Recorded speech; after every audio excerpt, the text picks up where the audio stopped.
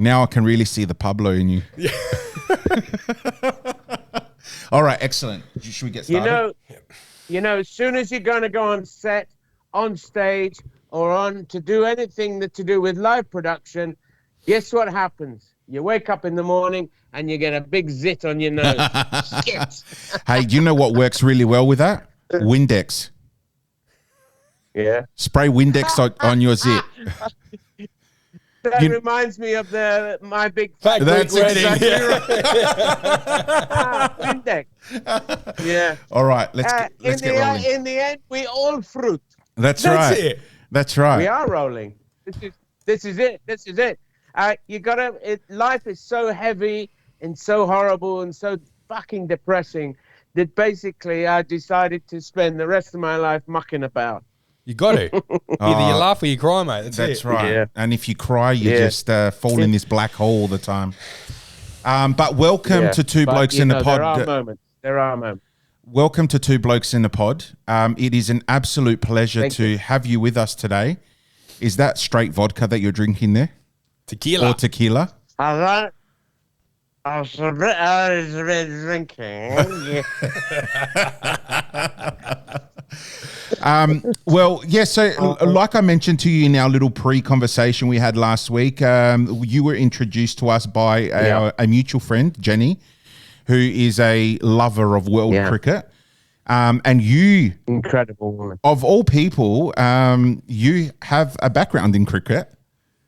You love the sport. Well, yeah. She said you were not half bad wicketkeeper. Is that true? Yeah, well, I mean, in those days I was young and leaping about like a monkey, but I mean, I might be a bit rickety now, but well, the thing is, right, I mean, obviously, I was sent to an English boarding school to get away from the violence.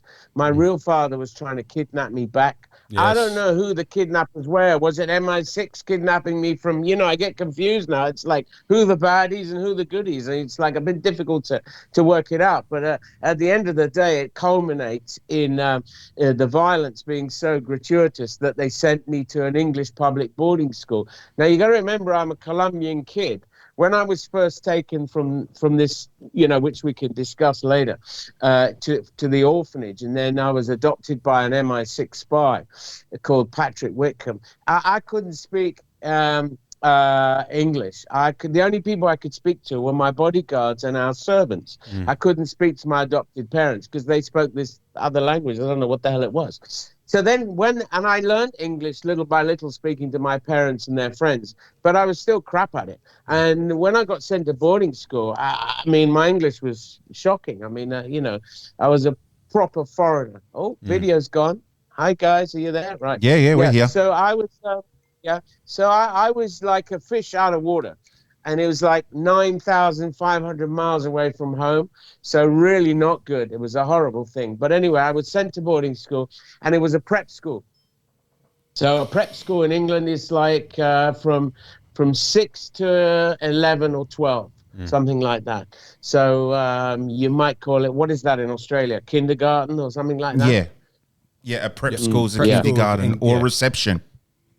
Yeah. I mean, but the thing is, right, all the kids in my prep school, most of them parents were multi-millionaires. It was one of those very private top English schools, where Lord Muck sent his kids. We used to get quite a few sort of wealthy Arab princes and foreigners who would send their little kids to this school as well. So we were all most of us didn't know what money was, you know what I mean?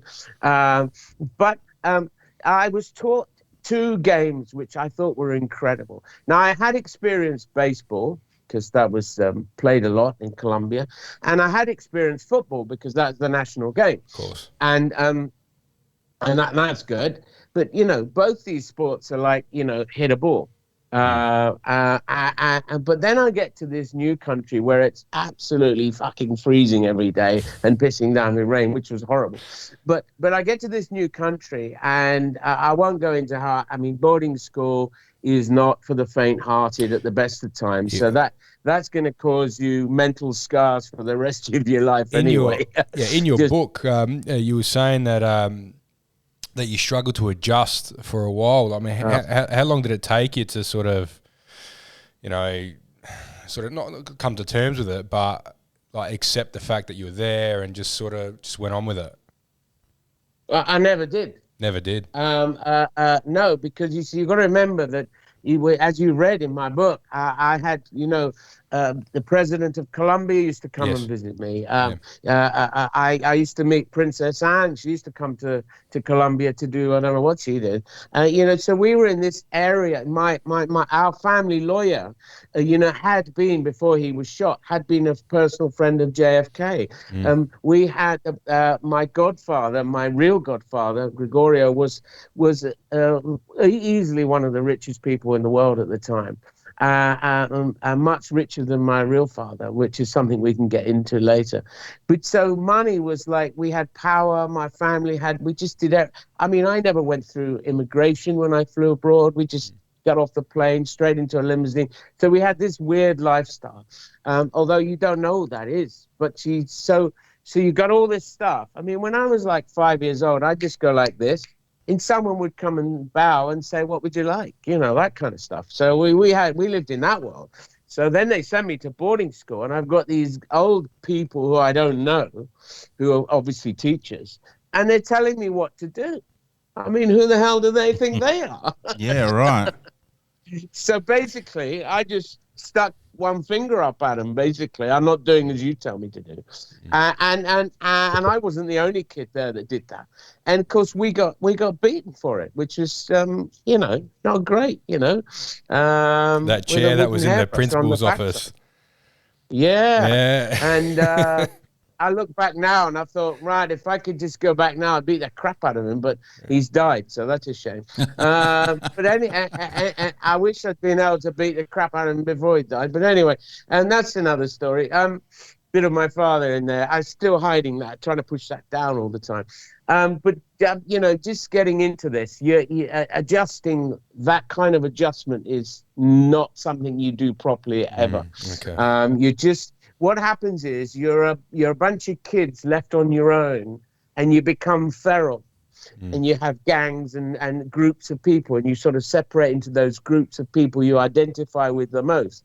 So like we were the foreign kids, and then there were the local kids, and then so we had all this kind of stuff going on. But in the middle of it, the grown-ups were trying to administer discipline. And a lot of us were spoiled, billionaire kids, and we just didn't want to do as we were told. So must have been difficult for the people that ran the school. But our school fees kept them in work and kept the school going.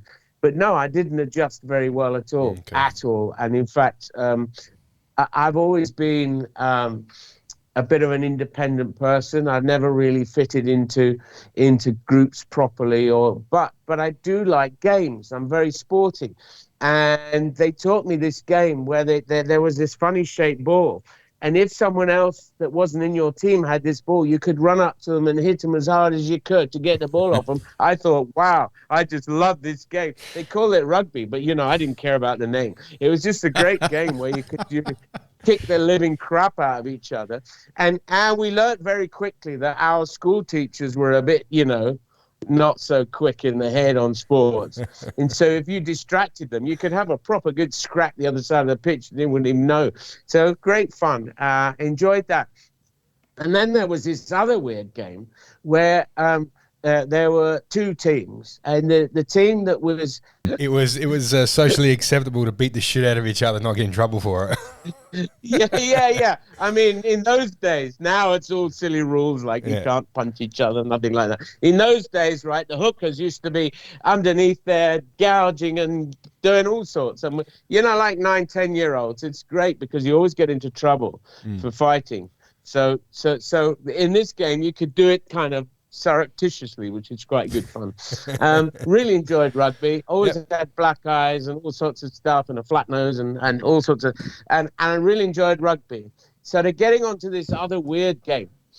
You didn't think it was cricket. This game, cricket.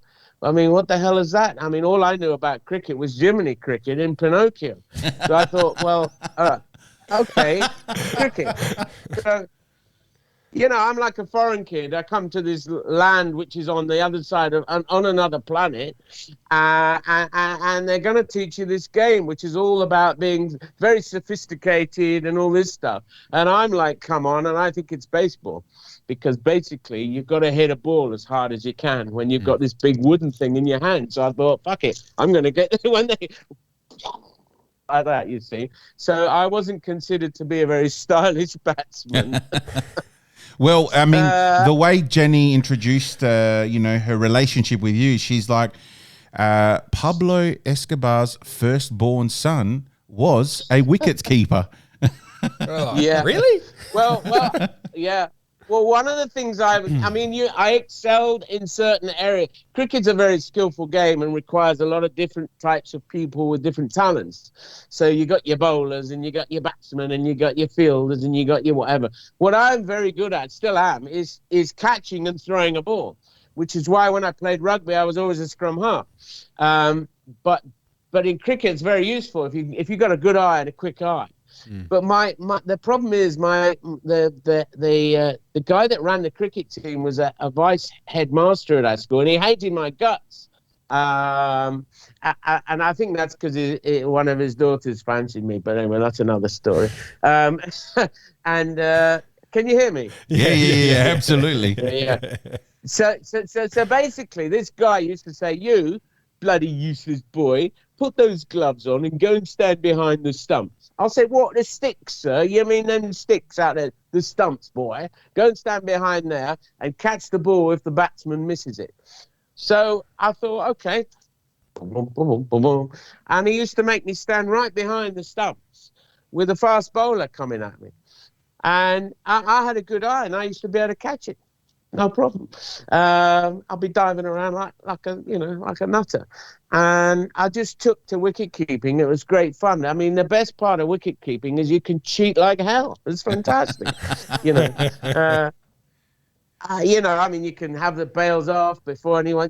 We used to do all sorts of things. I had a piece of string that I used to bring on, a bit of cotton, and a matchstick, and I used to put the matchstick down the middle stump hole, and if the ball got anywhere near the stumps, I'd just pull the string, and the bails would come off. Ow, yay! And of course, our senile old goat of a science teacher at the other end, umpiring, wouldn't even know what happened. They just, right, that's it, you're out. Oh. So, a typical Colombian style. I used to use the game to basically get my way, which is really good fun. But I mean, I was really crap batsman, but I used to like hitting. I always hit the ball. I always got caught out somewhere on the boundary somewhere. That was me. So now talking about Colombian and all that. So it was until your early adulthood where you found out the real story behind you. I mean, you grew up. Did you grow up realizing you were a bit different to, your average Pom? White pom? Pom? I'm not a pom. But yeah, I get what you're saying. I had a very strange. The thing is, there are two ways to look at this. A lot of my book is written through the eyes of a child, and I'm just remembering what that kid went through, and I'm thinking it's almost like it was a separate person. And when you're a kid, what's presented to you, you think is normal. Yeah. Until later, you realize that that's not quite right. I mean, who the hell goes to school in an armored car with men with guns? I mean, nobody. But to me, that was normal. But later, I found out why they used to do that, which is part of my incredible story. But we used to go to see this guy in Medellin, and I didn't know who he was. And he used to I used to sit next to him, and he used to tell me he was my father and all this stuff. And I'm like 7 years old. I don't know what the hell's going on. When you're very young, you don't really know what's going on. It's just your parents tell you what to do, and you sort of do what you're told, But I had a very interesting relationship with other people that weren't my parents. I had a very good relationship with our maid. We had a live-in maid, and I had a really good relationship with her. Her name was Ortelia, and I loved her a lot more than my parents or anything like that, because I had this weird relationship with my parents. It's a bit like that film with Julie Andrews, where she's the sort of the governess and has to look after these children. And she sings, "The hills are alive with the sound of music." Yep. We lived in that world, we had to sing goodnight to our guests and then march off to bed. But so the childhood was really, I look back now and it's weird, but at the time, to us, like, it's normal. Because there's nothing to compare to. You're at home. We didn't go out and play in the playground and things like that.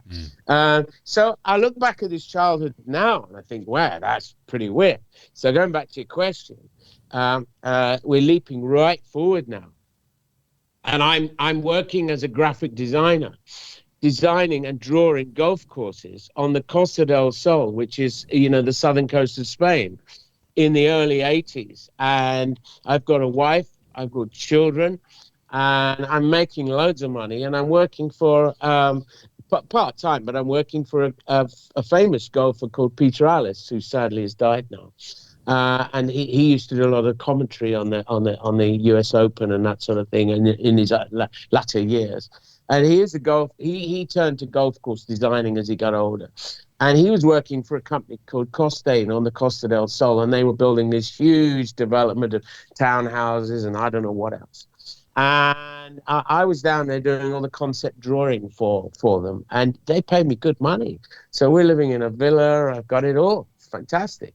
And my adopted father, I had a good relationship with him, and he was still on his stuff, doing his stuff, because he worked for MI6, and he was in Madrid. And this was 1989. I'd been on the Costa del Sol for 6 years, since 1986. And I'm in the villa after having done a hard day's work on the drawing board. And I get a phone call from my adopted father. And normally he talks to me about, oh, we're going to come down and see you in June. It's going to be great, this kind of stuff. But this time he didn't. This time he rang me. And it was around Christmas time, but before Christmas. It's like, I'm going to guess somewhere around about September-ish, maybe. But, I mean, don't quote me on that. I might not quite have got that right. But normally I would be going to Madrid to do the shopping for Christmas for the kids, because the shops down on the Costa del Sol were crap in that time period. And so he rang me up and said, I need to speak to you. And I said, oh, this sounds a bit ominous. So can you come up? So, drive up to Malaga, get on the Iberia flight to Madrid a couple of days later, and I get a cab to the apartment. And he had a really nice apartment on number 6 Calle Goya Street in Madrid, penthouse suite and all that sort of stuff. And we had a house in England as well, but this is where he was stationed at the moment. And he was on some secret operation to do with Karachi and all the rest of it. But the head office for this operation was in Madrid for some reason. And I arrived in the afternoon, and he said, we're going out for dinner because I'm not cooking. So we went out for something to eat, and we went to see a film called Full Metal Jacket. Do you remember that film? No. Can't say I do. I don't know that movie. Oh, it's a Vietnam War movie. Okay. Came out in the late 80s. Yeah, but it was a really good boys movie. We had chocolates and ice cream, and we were proper little lads. And we were walking home from the apartment, and he just turned around to me. We walked past this very ordinary apartment block, and the garage is underneath, and he just said to me, that's where we keep the money. And I'm like, what? You can't just tell me that's where we keep the money. I knew he was in security and all the armored cars and the rest of it. So I just assumed he meant that's where they hide some money for the banks. I don't know what I thought, but I'm like 24 years old, so I'm a grown up. So I could talk to him about it. And I said, "What money?" And we had this sort of weird conversation where I was trying to get this out of him because he started it, so I wanted to know. So he said, "Tomorrow morning I'll show you." It's in a chapter in the book. You've probably already read that chapter. Yep. So the next day I describe it in detail. We go into this basement effectively, and at the bottom of the basement, it's, we get in there and there's a pallet in the middle of the room, and there's these huge big black sacks in there, and he gestures me to open one of them, and it's full of money. Brilliant. Can I have some? Yeah, like millions and millions and millions and millions and millions of dollars. I mean, and then it turns out that he tells me that this is the remnants, so the small amount that's left of a much bigger hoard of money that he's been saving up for someone very important that I know, who's now got himself into a lot of trouble. And so he's now putting this money into a different place and getting rid of it. And basically, I think you could say hiding it, but yeah. I mean, I don't know. So basically, this money was being taken out of Colombia. It was money that had been cleaned through the Calatrava housing estate, which is why he called those housing estate the houses that Philip built. And that money was being brought out of Colombia and stashed in Madrid, because there was a secret plan. Now, this is what people don't know, but there was a secret plan for the guy that they were working with in the drugs trade to get him out with his family to have asylum in the United Kingdom. And he was going to go and get out of the drugs trade, go and live in the United Kingdom, and this was the stash that they were putting together for him to live off. And that was a general plan that they had. And that was what the MI6 agent had offered him in return for his help to provide all the information that was required so that the Yanks could go in later, which they did. You look it up in the history books in Panama. They got all the money back, and they got hold of Noriega, and then they got what they wanted. But they had turned this guy who was just a street thug within a gang, and they turned him into a kingpin. And they made him who he was by giving him the routes through Panama, which the other guys didn't have. And so he became the master in the sense that he was the most successful of the members of this loose affiliation of businesses we now call a cartel. Yep. But they are individual people that buy and sell drugs and narcotics. And in those days, it was cocaine. So effectively, this money was for that. But then it became useless because this guy was now got himself into such a lot of trouble that he was now fighting extradition to America. And every time a court case came up, he'd have the judges shot. Every time something happened, but he eventually agreed to go to a prison in Colombia on the understanding that the prison would be a place that he built himself, a luxury villa, basically. And they called it the cathedral. It was that big. And he lived in this place. And all his mates were the guards and everything. It's just like, is it really a prison? So all his mates, he agreed to this. It basically approached the Colombian government, and he said, look, I'm not going to be extradited. This is what I'm going to do. I'm going to pay the national debt of the country off because he's got so much money, it doesn't matter. And in return, you let me go to prison here, and I'll. So his idea was that he could control the cartel business from this prison, and everything would be fine. But that didn't work out. He by this time he'd gone a bit mad. He's a megalomaniac, it had affected him too much, and he thought he was more powerful than he was. Eventually, you go around killing people. Eventually, it comes back on you, and when he started killing members of the government and deputies of the local government and stuff, that was it. They declared war on him, and that was it. It was the end of his business, really. But in the middle of all this, you've got a situation where the British Secret Service are had been controlling him to a point, because they had this boy. So I don't know who was doing the kidnapping, but they had his eldest son, and living in this family. But then he'd been shipped off to England. It's quite a complicated thing, but effectively, because he'd gone to prison in this prison thing. This wasn't really a prison, but it was guarded. They had barriers and guards and stuff. But, they used to have busloads of hookers come in, and they'd have parties and cocaine and, but, eventually that went wrong. And his right-hand man, the henchman, who they used to call him Popeye because his eyes used to come out a bit like, he eventually, they just stopped. They stopped. Their loyalty wasn't there anymore, and he decided to escape and go on the run with a bodyguard and a couple of $1 million. Well, that's what Saddam Hussein did as well. It doesn't work. They find you in a hole somewhere or whatever.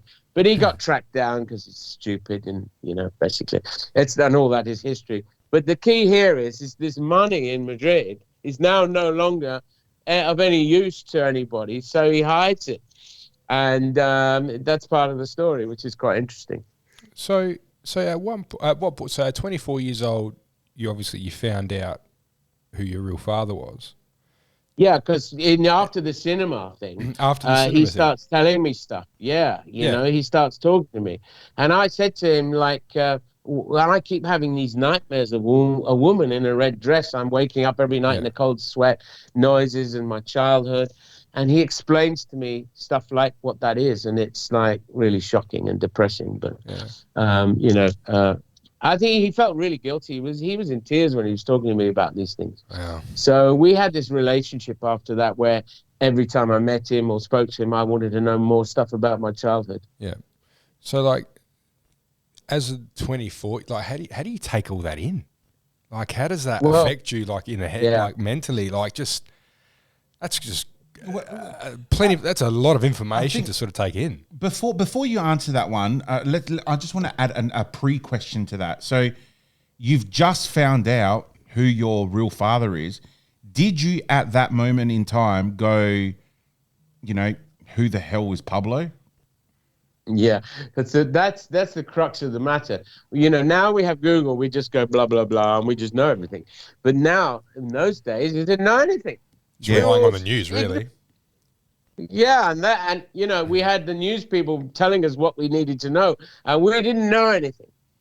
All I knew was there was a guy in Madrid that we in Medellin that we used to go and see, and there was a lot of trouble. So when he referred to this, he said to me, "Do you know the guy we used to go to see in the Intercontinental Hotel in Medellin?" Yes. He said, "Do you remember you used to have to go with your two bodyguards and sit at his table, and he put his arm around you and all that stuff? Do you remember that?" And I said, "Yes." He said, "Well, that guy, right, is your real father, because you remember I told you were adopted." And I went, "Oh yeah," but I didn't know what that meant. And he said, "Well, basically that guy was your real father, and the woman in the red dress was your mum. And the red dress wasn't a red dress; it was her covered in blood, and you were a very small child, and you saw her die." How old were you? And it's like, because it says in the book that you're still in a cot.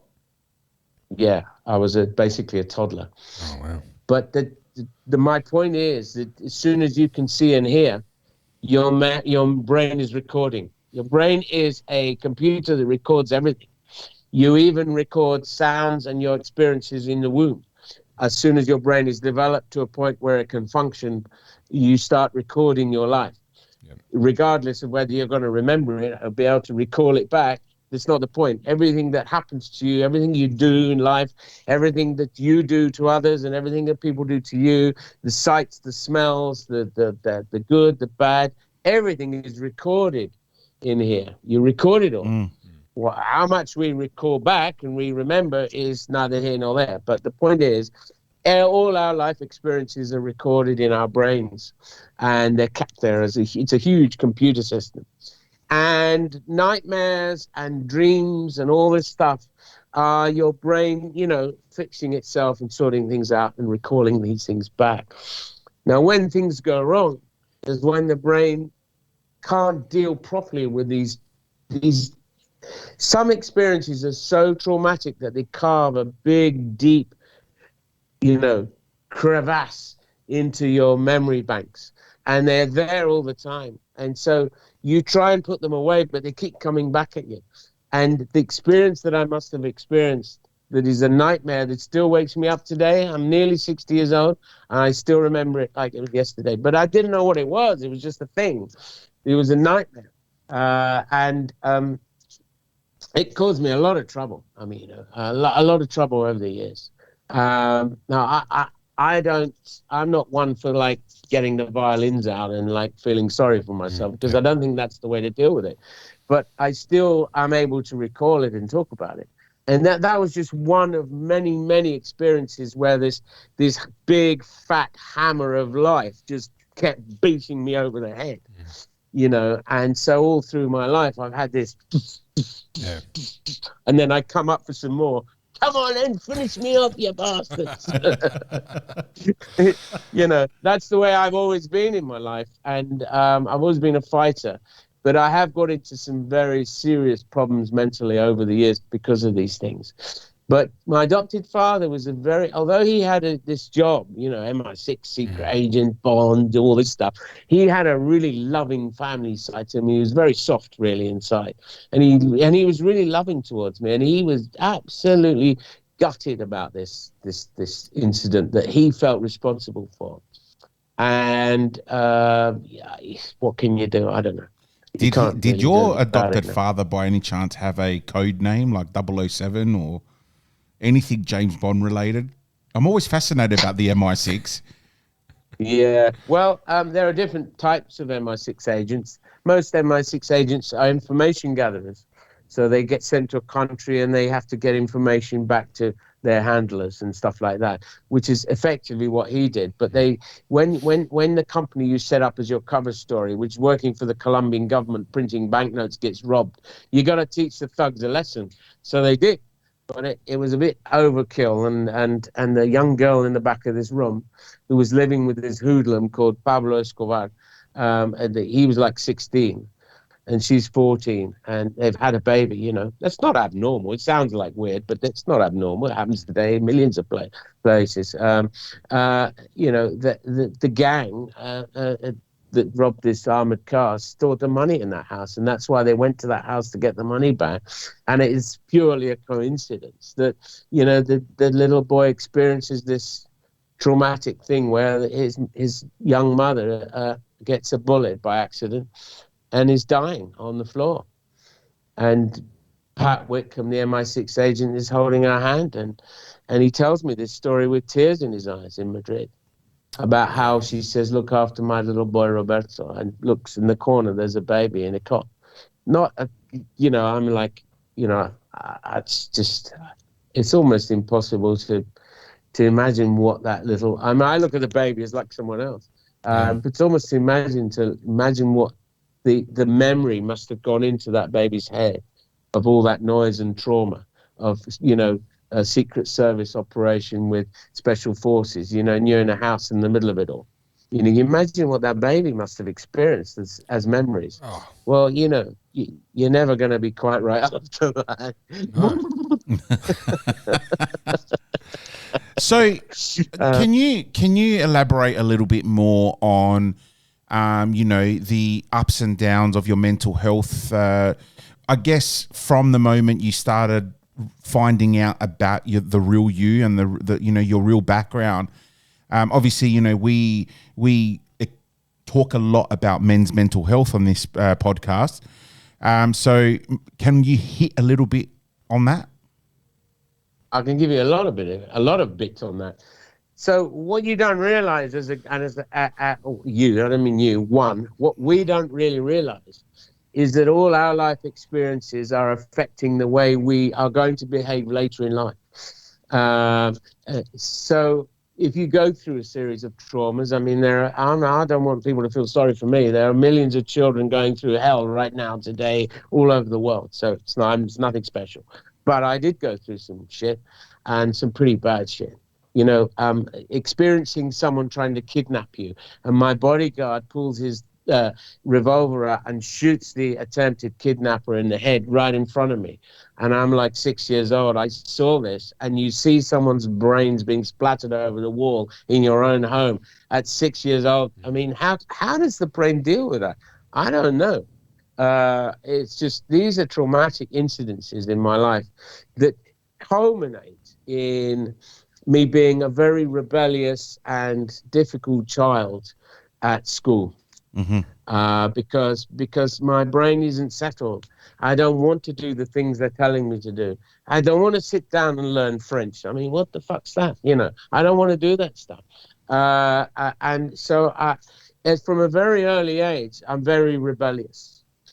So this is one of the effects of experiencing trauma.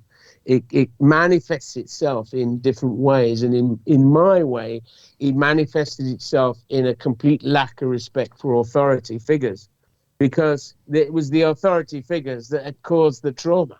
Yeah. Or this selection. I mean, I don't know what's going on, but this, now I'm able to look back, I can see that this is how it's worked, how it's happened. And so these sets of traumas, one on top of the other, on top of the other, on top of the other, on top of the other, and then just being sent 9,500 miles away from anybody I know, is another great big hammer in the head. And all these traumas build up and build up and build up and build up. But I have to get on with life. And so you're trying to get on with life. You're trying to have a relationship with people that you know and stuff in life as a teenager and stuff. But there's this anger.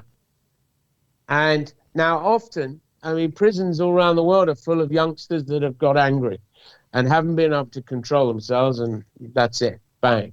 So I don't know. I had this anger in me, which I still have some today. I'm still trying to keep a lid on it.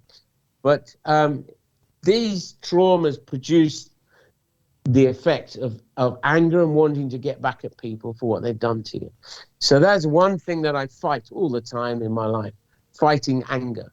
And at school, if I was called a dago, I'd boom, and then I'm getting into trouble. So I learned that that's not the solution. The solution is to block it out and walk away. Mm-hmm. Yeah. But when you're like 9 years old and someone insults you, I don't care how big they are, they're going to come down. You know, this is my mentality. And, you know, I'm like a little Colombian. I'm only 5'6". And when I was a kid, you know, if some big kid come up to me and call me a dago and push me around, I'll just kick him in the nuts and thump him in the face. And then when he's down, poof, and then the teachers would have to take me off it. And this is the anger of all that abuse and crap that was in my life would come out of me. And so that's not good, because I'm always getting into trouble at school. Yeah. So then I'm always on detention. So then I can't learn. And, you know, it's the whole thing starts to build up into a big pile of shit, basically. So I'm going through my teenage years like this. But thank God I learned the games of sports. It got me out of these problems because I was really fit physically and I excelled in these sports. So, you know, your cricket, your rugby, fencing, I was really good at fencing. You know, I fenced for the All England Club in London later. Sword fighting, you know, anything to do with fighting or physically hitting someone anything you or can whatever. Get away with. Anything you can get away with. Yeah. And the thing is that cricket is such a gentlemanly sport that, you know, I'm like the devil there. It's brilliant. You know, it's just the playoff between the kind of person that I am, wanting always to get away with something or whatever, and this gentlemanly sport with all these rules, you know, that's perfect for me. You know, keep you in line, it's mate. like sitting on a plane at 38,000 feet and there's a big red sign on the door that says "Do not open." Well, I just got to open it, right? Thank God I haven't done that yet. But anyway, so oh God, remind me never to get on a plane with you, mate. Bloody hell. When I sit down on a plane, I get down. You know, they're playing the elevator music, and the air hostess is coming along, checking you out, make sure you've got your seatbelt done up, and all the rest of it. I'm sitting there thinking, right, we're at 38,000 feet. We're going down, right? Where's the nearest exit? I don't care any about these people. They're all going to die. I'm getting out of this fucking plane. God. That's what I think about when I'm taxiing down the wrong way. So anyway, getting back to the story. So the traumas build up in your life, okay? And they don't go away. There's no like a magic pill you can take, you know, and mental health advocates, people who mean well, you know, they go, oh, yes, oh, isn't that terrible? And, you know, I can't deal with that shit either because I'm thinking, what the hell do you know? You don't know nothing. Right. Yeah. So you get angry at everybody, angry at people who are trying to help you and understand you because you see it as some kind of bullshit because you know they haven't seen that or they haven't experienced that themselves. So you get angry at everybody. So anger is a big problem, and a lot of people experience anger. One of the ways a lot of people deal with mental health problems is to take drugs. So there are lots of drugs out there that are really, you know, not very good for you. Of course. And cocaine. one of the drugs that's used by most people, I say most people, is alcohol. So as I got older, I discovered that, you know, drink was quite good. It made you feel good. But because I was a very keen sportsman, I didn't use drink or alcohol at the time. But as I got older and I went through even more experiences of problems in life and so on, and you get to the stage where I'm now 24 and I meet my father and he tells me the story, there's when things start to go a little bit, my brain's not dealing with the full problem properly. And I, you know, it's all going well. I can deal with this bombshell because I'm very strong mentally. I can deal with everything else with this bombshell. And you can't imagine that I've just had to deal with what my adopted father just told me, right? Okay. And I go back to the house in Sotherande on the Costa del Sol. And I'm sitting down on the patio with my lovely wife, Sue, and the children. And I don't know what we're doing. It's Sunday, barbecue time, whatever. I've now got bodyguards at the house because my adopted father's put security there. I'm thinking, oh, Christ, we're back to bodyguards. And my wife says, oh, I'm going to go and get some more lemonade from the kitchen. And she gets up and she starts walking around in circles. So I'm thinking, this girl's been at the Pims. You know, she's pissed. We'll be all right tonight, lads. The missus is pissed. You know. So I said to her, where are you going? She said, I'm going to the kitchen. I said, you're not. You're walking around in circles. Kitchen's that way, mate. Kitchen's that way. Yeah, kitchen. Fucking that way. What's wrong with you? So anyway, I sat her down and said, sit down there. I'll go and get it for you. The wife's got pissed. I'll deal with this later. That night, she gets a really bad headache. 2 days later, she's diagnosed with a brain tumor the size of a cricket ball in her head. Oh, jeez. How long have you got to live? 2 weeks. Oh, what? Yeah. Oh. So I've now experienced that on top of everything else. I've got children. I've got my business to run. I now know who my real father is. This is what, 24 years old. 24 years old. Yeah.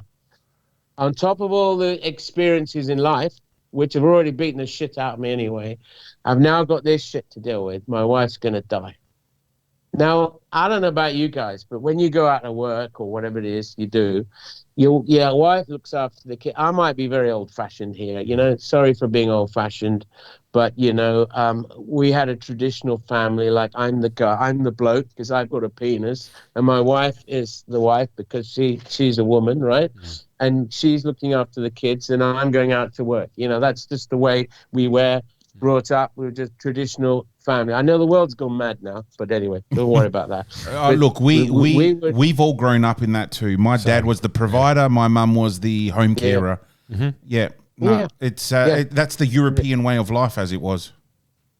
Yeah, and to me, I think as humans, we were designed like that. You know, I mean, you know, I'm a God-fearing man, and I believe that, you know, we were the two sexes were designed for that reason, to have the intercourse to procreate. The woman has a whole different amazing part of the way the woman is made up is absolutely perfectly made for providing and looking after and understanding what a family nurturing is. And you know, and women can provide this different kind of love to us men. We love, but you know, it's a different ballgame. But we're a bit tougher. We can go out there and, you know, get the spear and go hunting, shooting and fishing. Okay, so that's the kind of family we were. And now I'm going to lose this. So I'm fucked. I can't go run my business. I got to sit here and go, do I love my business or do I love my children? So I loved both. I mean, you know, I loved going to work and earning money, doing deals. It's great fun. So I'm in a bit of trouble now. So unfortunately, I started drinking too much. We get through the whole shit with the wife, got her to England, operation. It's a long story. 3.5 years later, I nursed her at home. But I'm going from a guy with a chauffeur-driven Mercedes, a lot of money coming in, living the vida loca. I'm now sitting in England with nothing. wow. Nothing, right? My wife has just died. I've just buried her. I've got 2 little kids, and I've got fuck all. So this is a 3.5 years after she was told only 2 weeks to go. Yeah, but she had treatment in England, and it kept her going, and she was bedridden for a long time, and I looked after her. I nursed her at home myself. She said, I don't want to die in the hospital. I said, okay, I'll deal with it. And I didn't know how hard that was going to be, but it very nearly killed me. I promise you, I was on the edge of just killing myself. Wow. Because you can't try and imagine. Oh, you've forgotten already. We got to this stage. You've forgotten the shit I've been through as a child. Yeah. I've managed to put that away somewhere, and now I've got all this shit to deal with. And in 1993, okay, God, 1993, my adopted father, in January, I think it is, he died of motor neuron disease. Oh, jeez.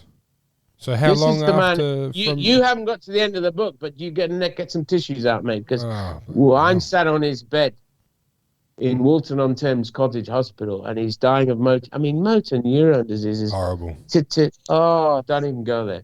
Horrible. I'd rather be blown up by a bomb or something. You know, motor neuron disease is not nice. And so this big MI6 secret agent, honorable man, queen, country, family, and he's rotting away on the bed there. I mean, that is just... So I've got that to deal with. I'm sitting there. I've got my wife at home round the corner with nurses and doctors and shit. The kids are at school. My adopted father, the one and only person in the world that I really respected, is about to die. So this is all happening all at the same time? Yeah, all at the same time. So geez. I can only fill the gaps up with drink. Yeah. It's the only thing that keeps me going. Bit of rum and coke. So I'm basically permanently pissed, but I got to a level where I could cope, you know. So that's even worse. So so he before he dies, you know, there's stories in the books. I won't Don't ruin it for me yet. But before he dies, he does give me a piece of paper, and that's just unbelievable. But you know what? I've learned in life to cope with these things. Coping mechanism. Always find the funny side to something. You have to. Like you said at the beginning of this year, you laugh or you cry, mate. That's it. Simple as that. Yeah. Anyway, I'm sitting on his deathbed. He's there dying, right? I mean, it's the pits. I got my wife dying over there, my father dying over there. And he's in a room, and there's another guy in the room. And these 2 really nice young nurses come in, little young girlies, obviously student nurses. And, you know... Always makes it worth it, the eyes... Yeah, they come in, and the guy next door is called Arthur, and they draw the curtain, because there's a curtain, and they say, now come along, Arthur, we're going to give you a little wash now. And Arthur, and you can hear through the curtains, and you can hear the water splashing in the bowl and the rest of it. And then you hear,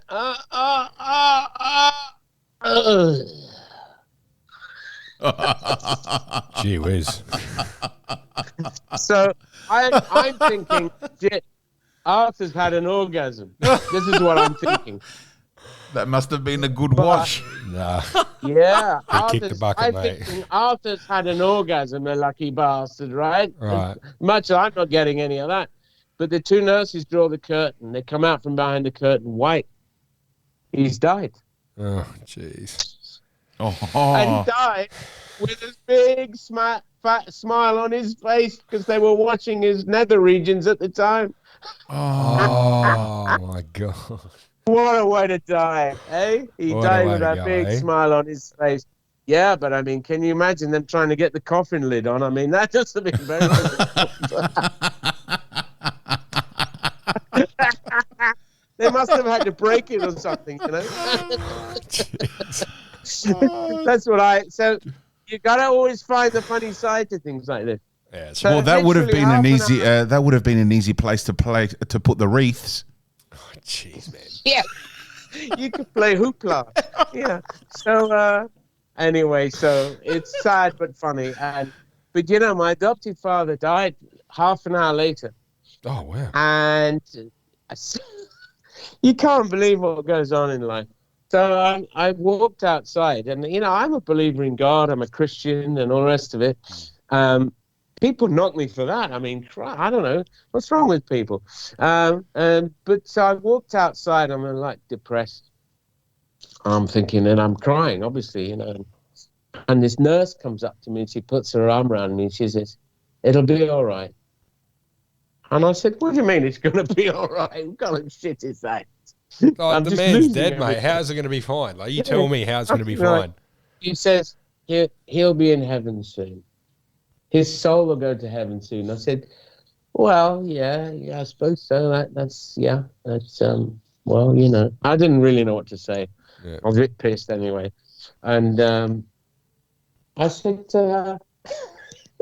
"So how long is it going to take him to get to heaven?" And she turned around and said, "Oh, about 3.5 hours." Yeah, right. Yeah, cheers for that, love. How the fuck did she know it takes 3.5 hours to get to heaven? 3.5? That's very specific. Very specific. Anyway, I shouldn't laugh at these things, but you have to.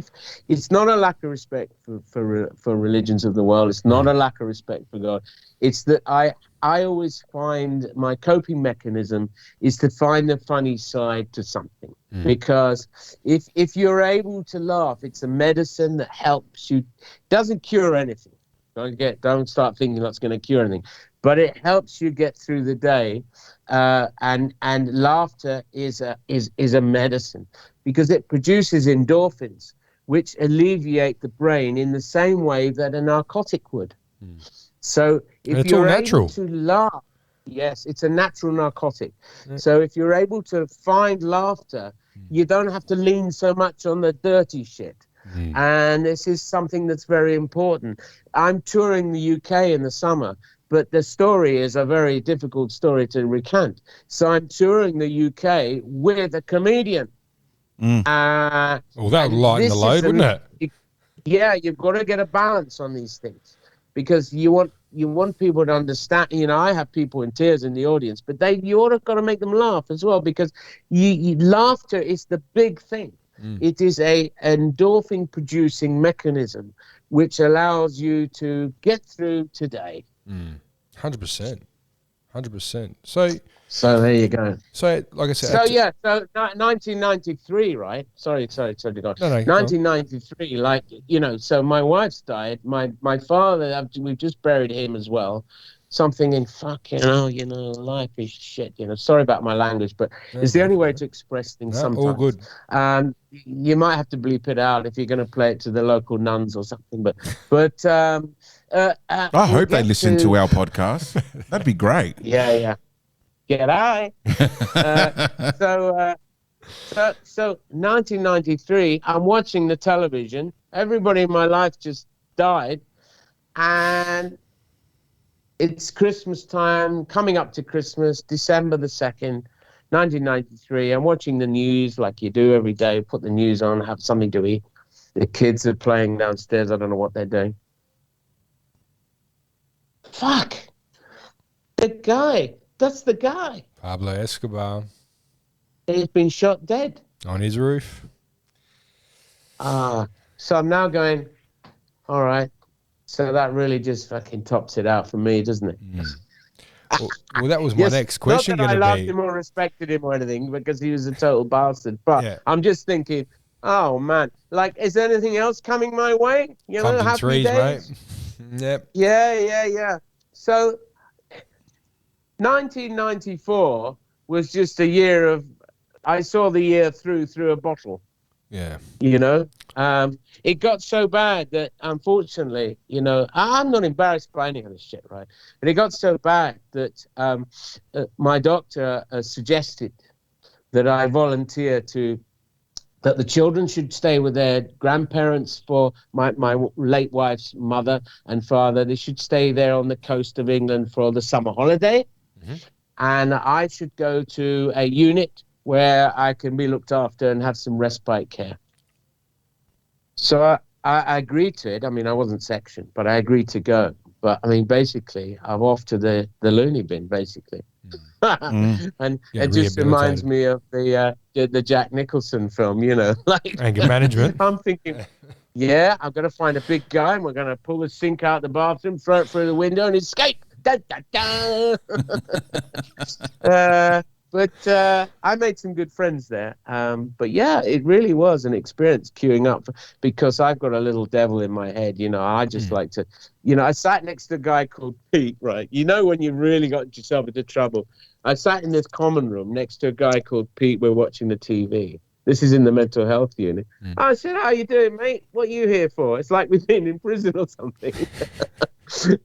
He said, he just turned around to me with his eyes and he said, I killed my parents with an axe. I thought, shit, I need to get out. I don't belong here, mate. I need to get out. Oh, wow. Yeah, so I got out of there a bit fast, mate, I could tell you. But not before I sold the Mental Health Trust £1,000 worth of my paintings. Good on you, mate. Yeah. I got to make some money out of this. You're going to put me in here, mate. You're going to buy some of my paintings first. So you could still go there today. I was talking to a guy the other day. He said, you can still go there and my paintings are on the wall. Oh, jeez. Oh, beauty. Yeah. So anyway, I got out of there and I had a big belly on me then, you know, like drinking gives you a big belly. And I went to see my doctor, Mr. Patel, because a lot of doctors in the UK are Indians. And very nice guy. Oh, Mr. Whitcomb, what you need is liver scan. I thought, right, okay, off we go. So he sent me to the hospital. You might notice I'm a little bit inappropriate in my commentary, but that's the way I am, and you have to take me the way I am. That's all right. Got to lighten it up the mood. Our podcast is very well known for being open, and we can talk in any way we want. Yeah, I mean, I can't help it. That's the way Indians sound. My doctor was like that. He said, you're in big trouble. You need stop drinking. You need go have liver scans. I went, right, okay, off we go. So I'm sat in the hospital with all the pregnant mothers, right, because we're having ultrasound. And they're like, how far along are you, mate? Yeah, I'm sitting there thinking, fuck me, I've got the biggest bump here. So I'm like joking with the women. Oh yeah, it's going to be twins, I think, for me. Twins, yeah. And so like all this joking about, I'm thinking, where else can you sit in a room with a bunch of half-naked pregnant women? Wow, I'm all right here. This is okay. So I go in. So how old are you here, mate? How old are you here? Well, this is. Oh, you know, I was so 1993. So. 1990, so 35. Okay.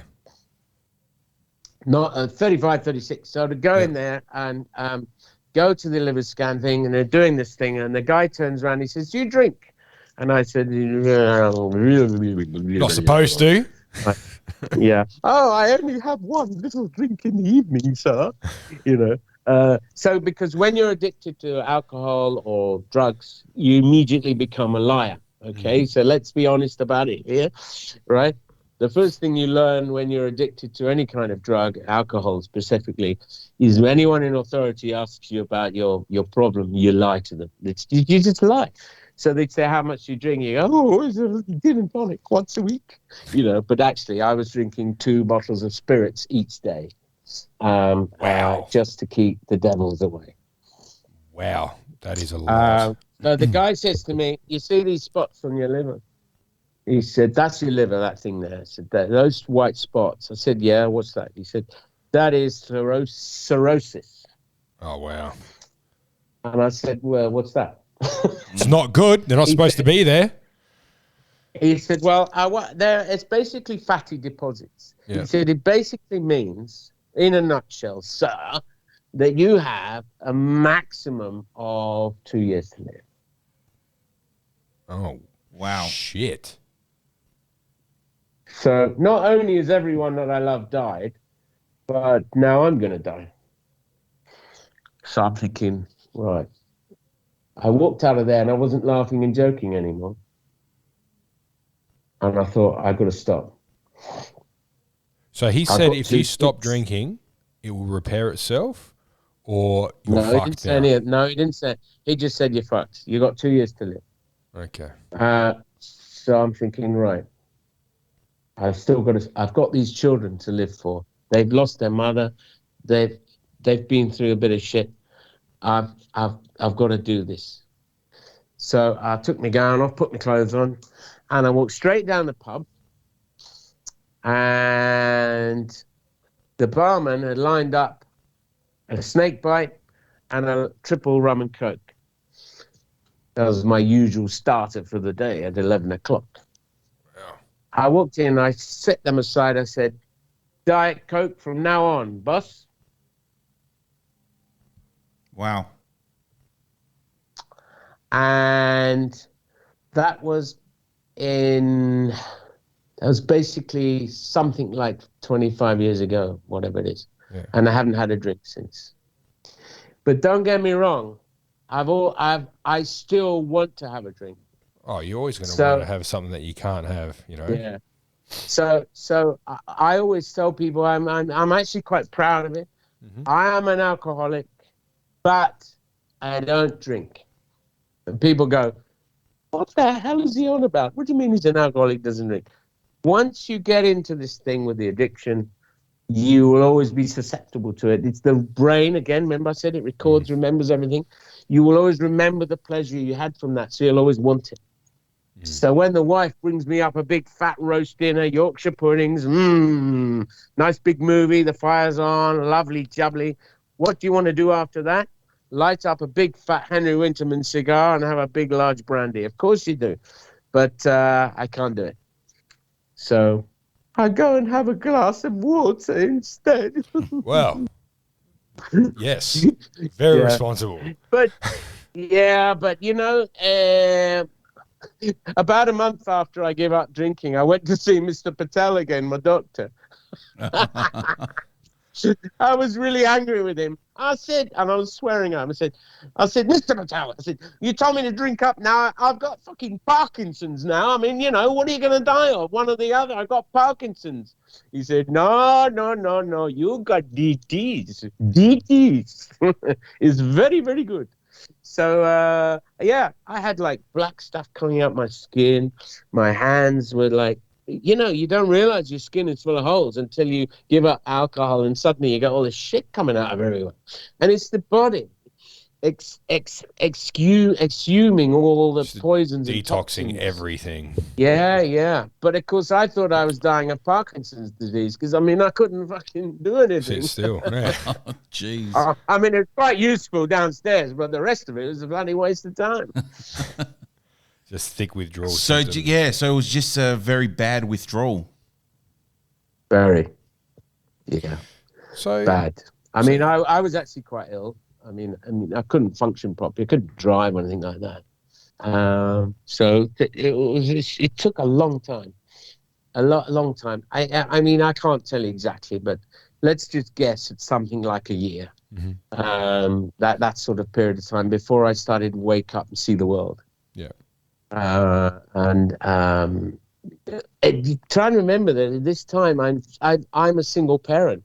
I'm doing the school run. I've got to take this. When I went through this period where I had DTs, I had to put them on a bus and they went on the bus, and my son cycled to school, his school, and my daughter had to go on the bus because I couldn't drive them to school. I couldn't function properly. It was worse. If I could only just have a couple of drinks, I'd be able to survive the day, and I'd be all right. But the discipline is no, no, no. So, that was really difficult. But I got over it. I mean, I still crave a drink every now and then today, but I got over it. Wow. And I'm a big, very unfit fella by this time with a lot of mental health problems. So what did I do? I went down to the local rugby club and said, I want to play rugby again. And they took one look at me and said, you take one run around that pitch, you'll drop dead, you fat bastard. So I said, all right, okay. So I need to get fit. Okay. So I went through the whole summer training and I got fit. I mean, fit. And I turned out to be one of the fittest guys at the local club because I didn't drink or smoke. So now I'm like really fit. I got a waist like this, Marilyn Monroe would have been proud of my waistline. And, I started playing rugby again. And it was such a pleasure. I mean, I was shit now. I mean, getting old. So they put me in the thirds, Yep. And then I got my son down to play in the thirds with me on the wing. And it was like I'm the scrum half and my son's on the wing. And we're playing in this rugby. And life was just getting really good. And we got through my children's teenage years together like that. Oh, doing the rugby, mate. And the sports and the school run and stuff like that. And of course, they're going through all their adolescent problems, which I'm having to deal with, and fighting off blokes who are coming to the door. I want to take my daughter out. Mate. You know what it's all about. My son's got all his mates, so all they want to do is go out, get pissed and smoke drugs. I've got that problem as well. But, it's his friends. I made them my friends and they respected me. And so we did things together. The parties were at my house so that I could keep an eye on them. It all started to work quite well. Yeah. I mean, I had a few relationships with a few ladies that perhaps didn't work out as well as they should have done. But we don't need to go down that road. But I'm starting to come out of it now. I mean, I'm still a bit crazy, today, but because you can't get through life and have a straight, but these things have shaped me into the person I am today. And the person I am today has become, in those days, I didn't really care about most people. There was just other people. I've become very compassionate and understanding about the shit that people are going through in life. Because, of course, now I'm the other side and my brain's beginning to remember what's going on. Because you can't remember anything when you're seeing it. I will take my hat off if you don't mind. So now I've basically dedicated my life to earning myself a living out of my artwork, my painting. When I left the mental health unit, they said to me, there are a few things you need to do. One of them, you need to write down all the shit that went on in your life onto bits of paper. Doesn't matter what it is, write it down. I mean, I haven't told you about this yet, but another thing I started writing down. I mean, if I haven't been through enough, right, guys? When I was at school, my housemaster sexually abused me. And he went to prison for that. I did a TV documentary film with some other chaps about sexually abused children at school. Yeah. It was not good. Have you got that in the book? It wasn't just... No. Wow. Okay. I just thought that was a bit going a bit too far, to be honest with you. That's crazy. It is I touch on it in the book. Okay. Yeah, that will be in volume 2. I don't talk about getting penetrated in the showers and things like that by my housemaster. Oh my God. I mean, you don't know what that does to you in your head. Oh, of course. But with me, it manifests itself in anger, and in my world, I'd have all the pedophiles shot. 100%. without a doubt. If I was king of the planet, they would be gone. Wasn't a Catholic boarding school by any chance, was it? They'd be No, it's Church of England, but same thing. Organized religions are the vein of our lives because I like the way a lot of the indigenous populations of the world deal with their maker and the creator of all things, and they're in touch with, a classic example of the indigenous populations of your country.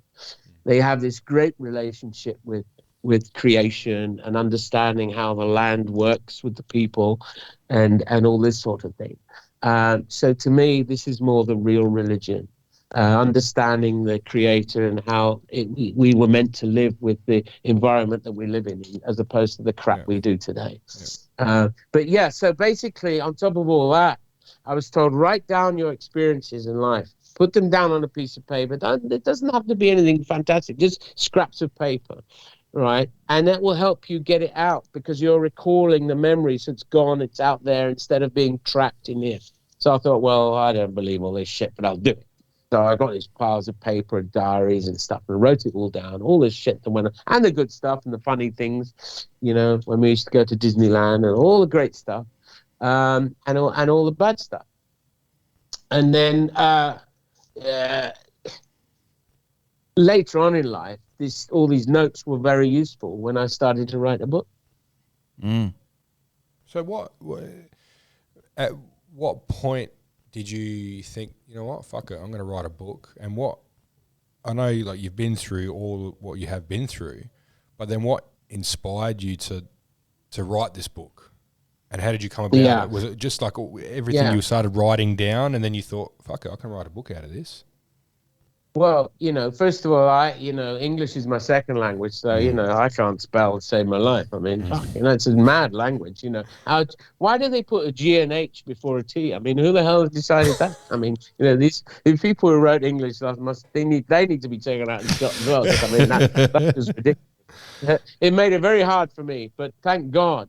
No, I mean, it's a very good question because, there are hundreds of millions of people out there that every life has a story. Yeah. And you could write a book, but you think to yourself, whoa, it's just such a massive thing to do, to write a book about your life. I mean, like anybody.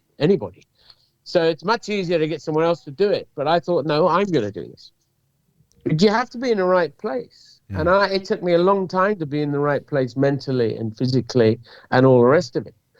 And it wasn't until, years and years and years later that I met a woman that, we had this thing called the internet that started to come out. Oh, funny and that. My friend and I, my friend and I decided that we were going to go and look on this site where you could find women.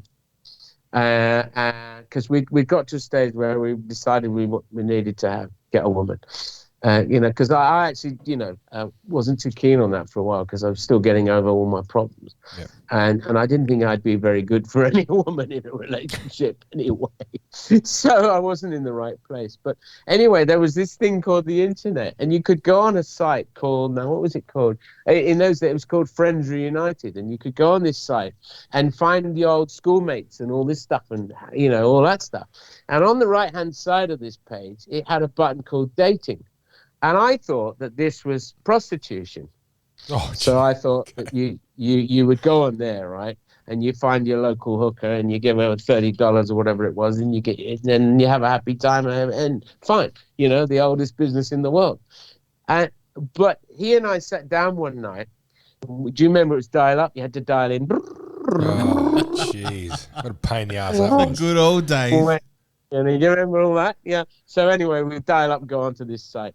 And there were women there who we'd seen in the town. I said, they can't all be prostitutes. That one works in the local supermarket behind the deli counter. So I'm thinking, right, maybe this is real. So I put my, my profile up, pictures of me as I was then. And obviously I got a million replies immediately, as you would. And basically it ended up in me meeting the woman I'm married to today, all those years later. And this is, and she was a nurse. And one day I just said to her, look, what the hell are you doing? Going to work every day, slogging it out, getting abused, and I don't know what, just, because it's nursing is a difficult business. You get people shout at you and all sorts of stuff in the hospital. I said, you don't need all this shit, right? I can paint from wherever I am. So why don't we go and move somewhere? You retire, we go and move somewhere.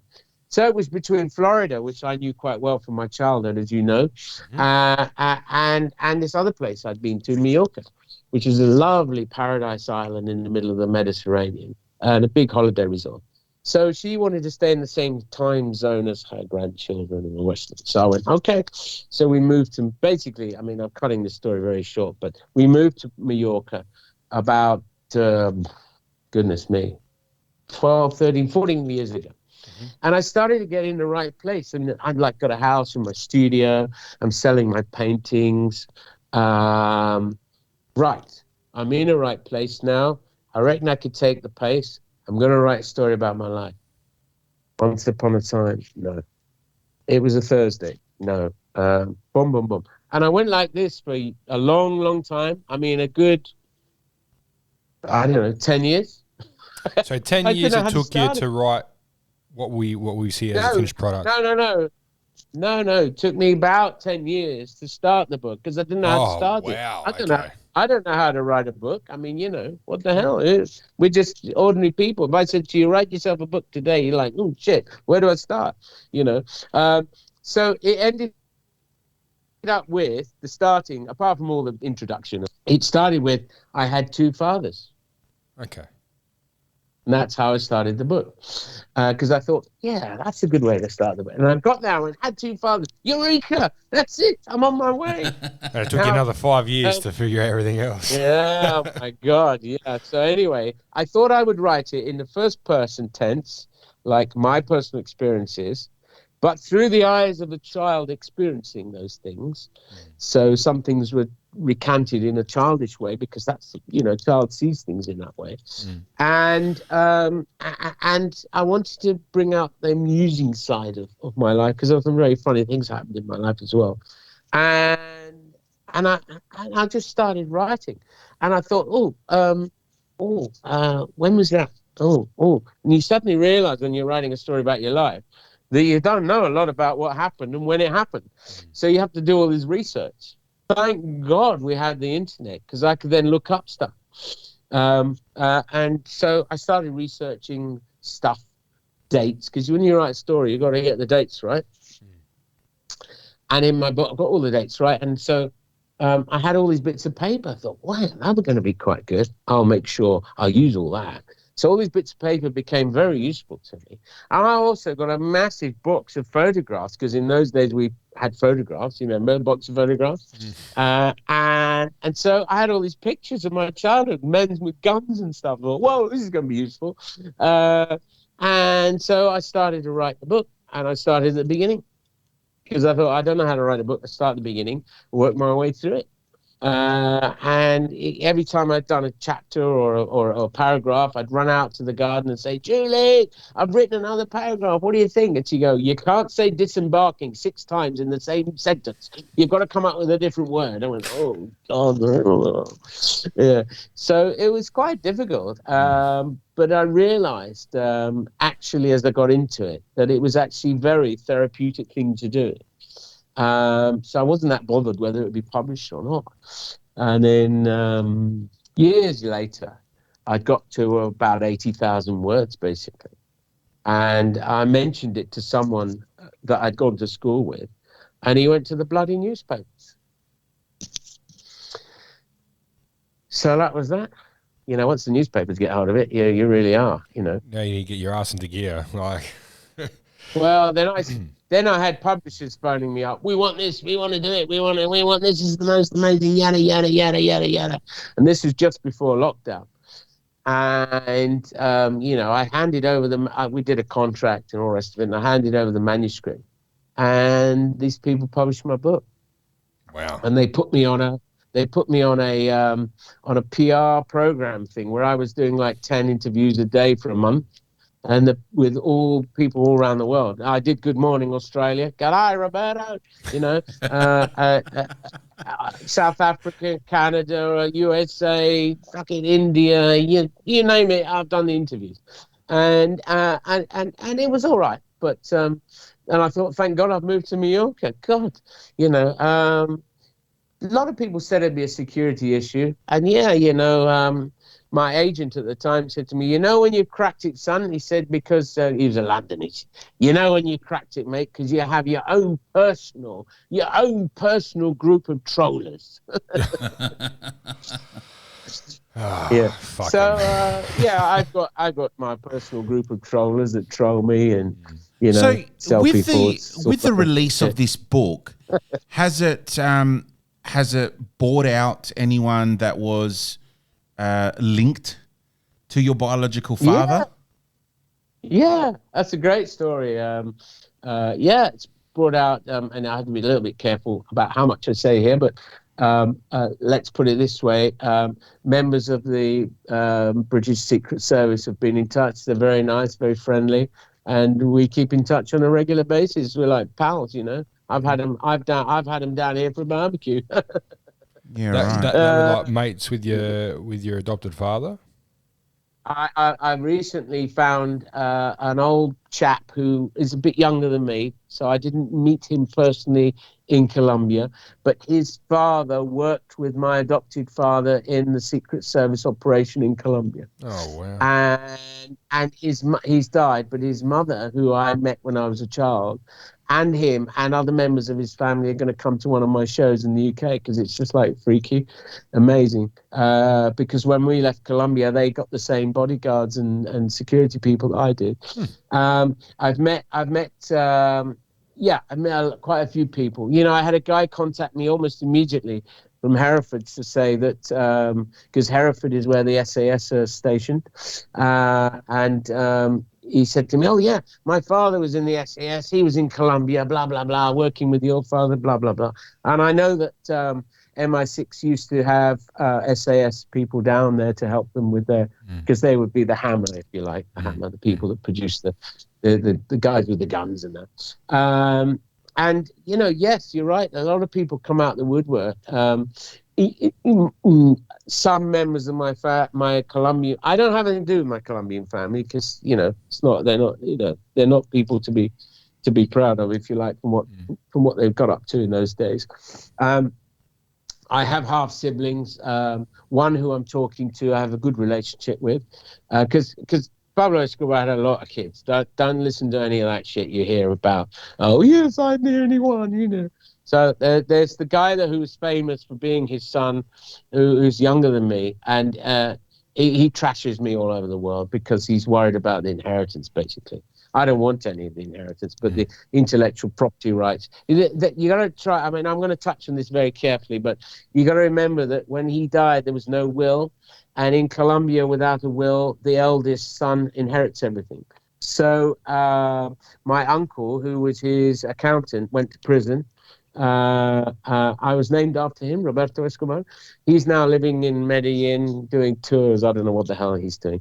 But there's a big struggle over the intellectual property rights to my father's name because of the Netflix series, and it's made it worth a lot of money. So they're all like, fighting over that bullshit. I don't want to have anything to do with it. I have my own intellectual property rights, my book, TV series we're going to do, whatever it is we're going to do, it's all there. But I like to focus on, I'm not that interested in what my real father did.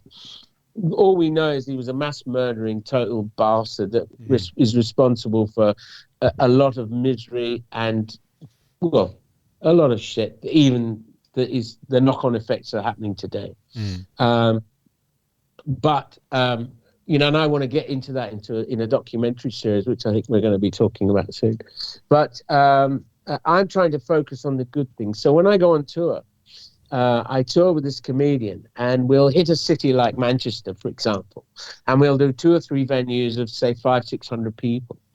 And we'll cover our costs and a small fee because, we all got to work. but all the profit to that will go to the local charity in that city to help homeless people alleviate the pain of homelessness. There's not enough money to buy them a house or anything, but homelessness is a big problem around the world, and most of it is because of serious mental health problems caused by a series of events that have then led to the use of pain-killing narcotics and abuse of alcohol, which then leads to the life going to shit, which means then you end up on the street.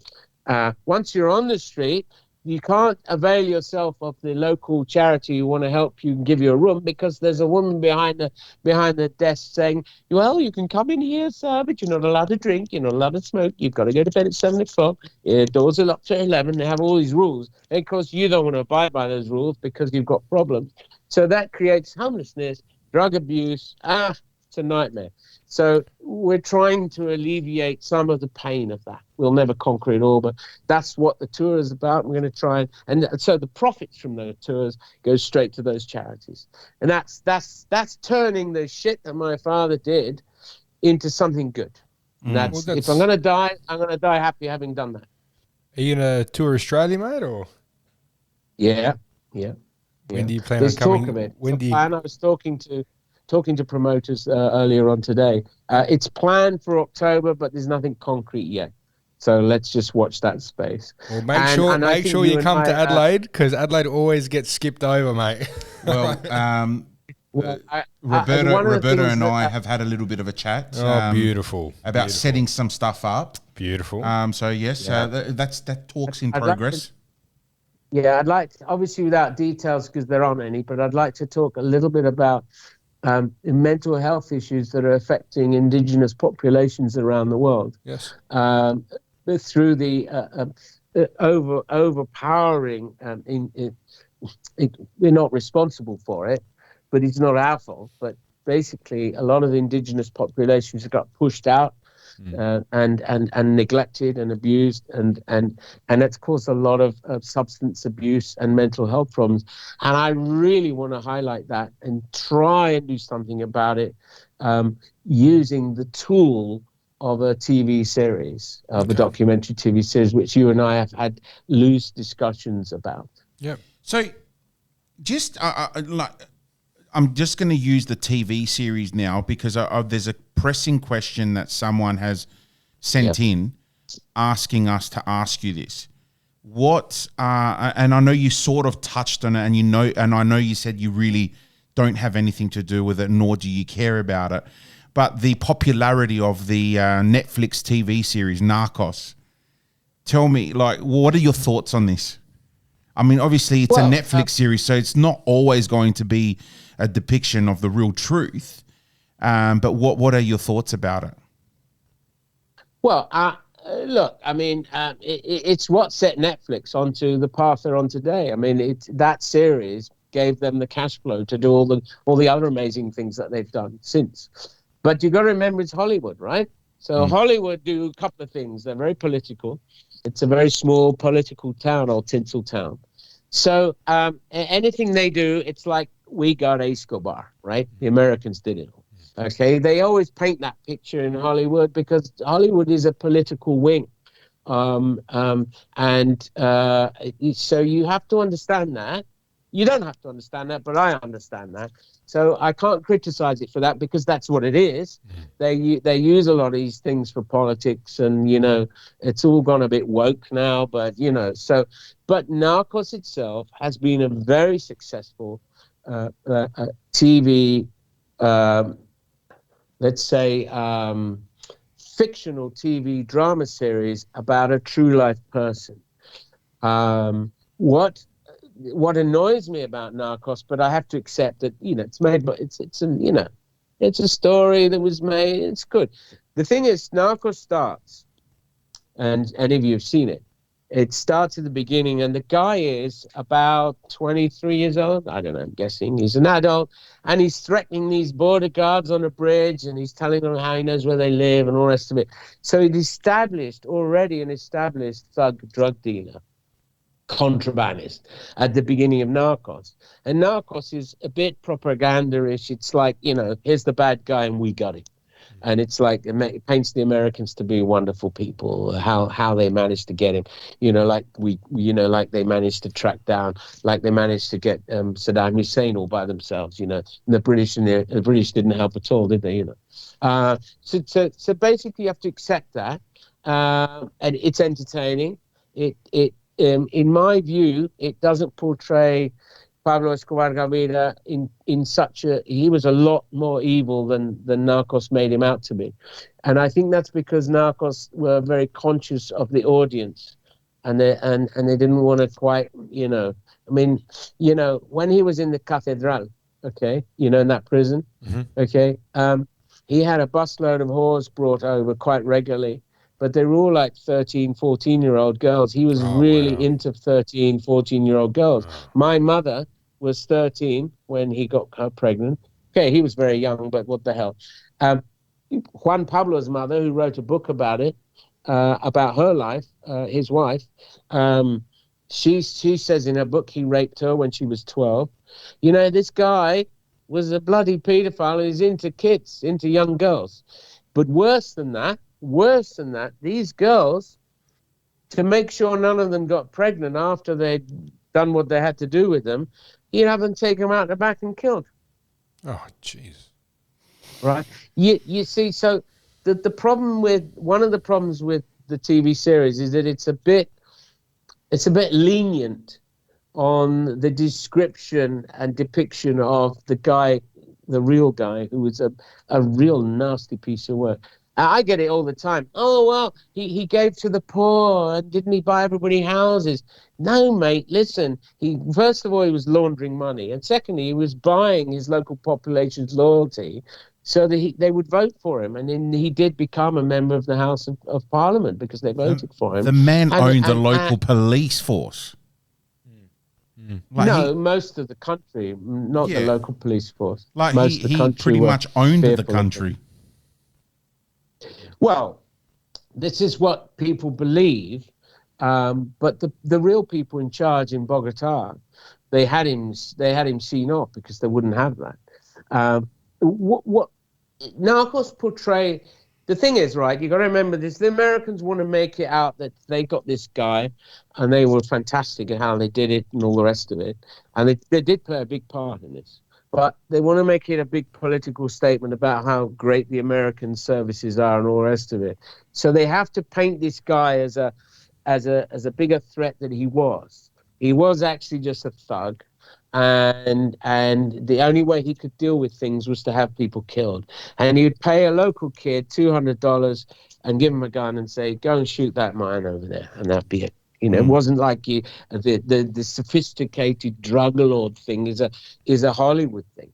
This guy is a thug, but because he's able to manage a lot of his product through Panama, because he had help through MI6, the MI6 operation, and Noriega, they were working together. You can look all this up. I'm not making it up.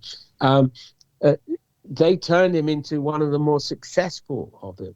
I mean, there's a recent film out of Griselda who was just as bad as him. She had thousands of people killed. Yeah, saw that. These people are not sophisticated engineers. They're thugs, and if you say no to them, they have you killed.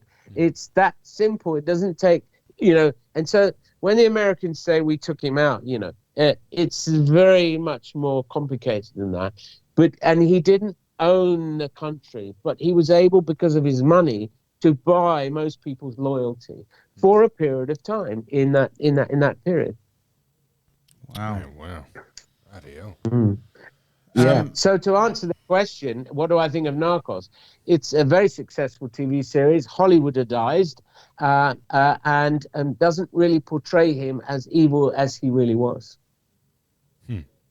Yeah, I guess, like you said before, a lot of the world has gone woke now, and when they do,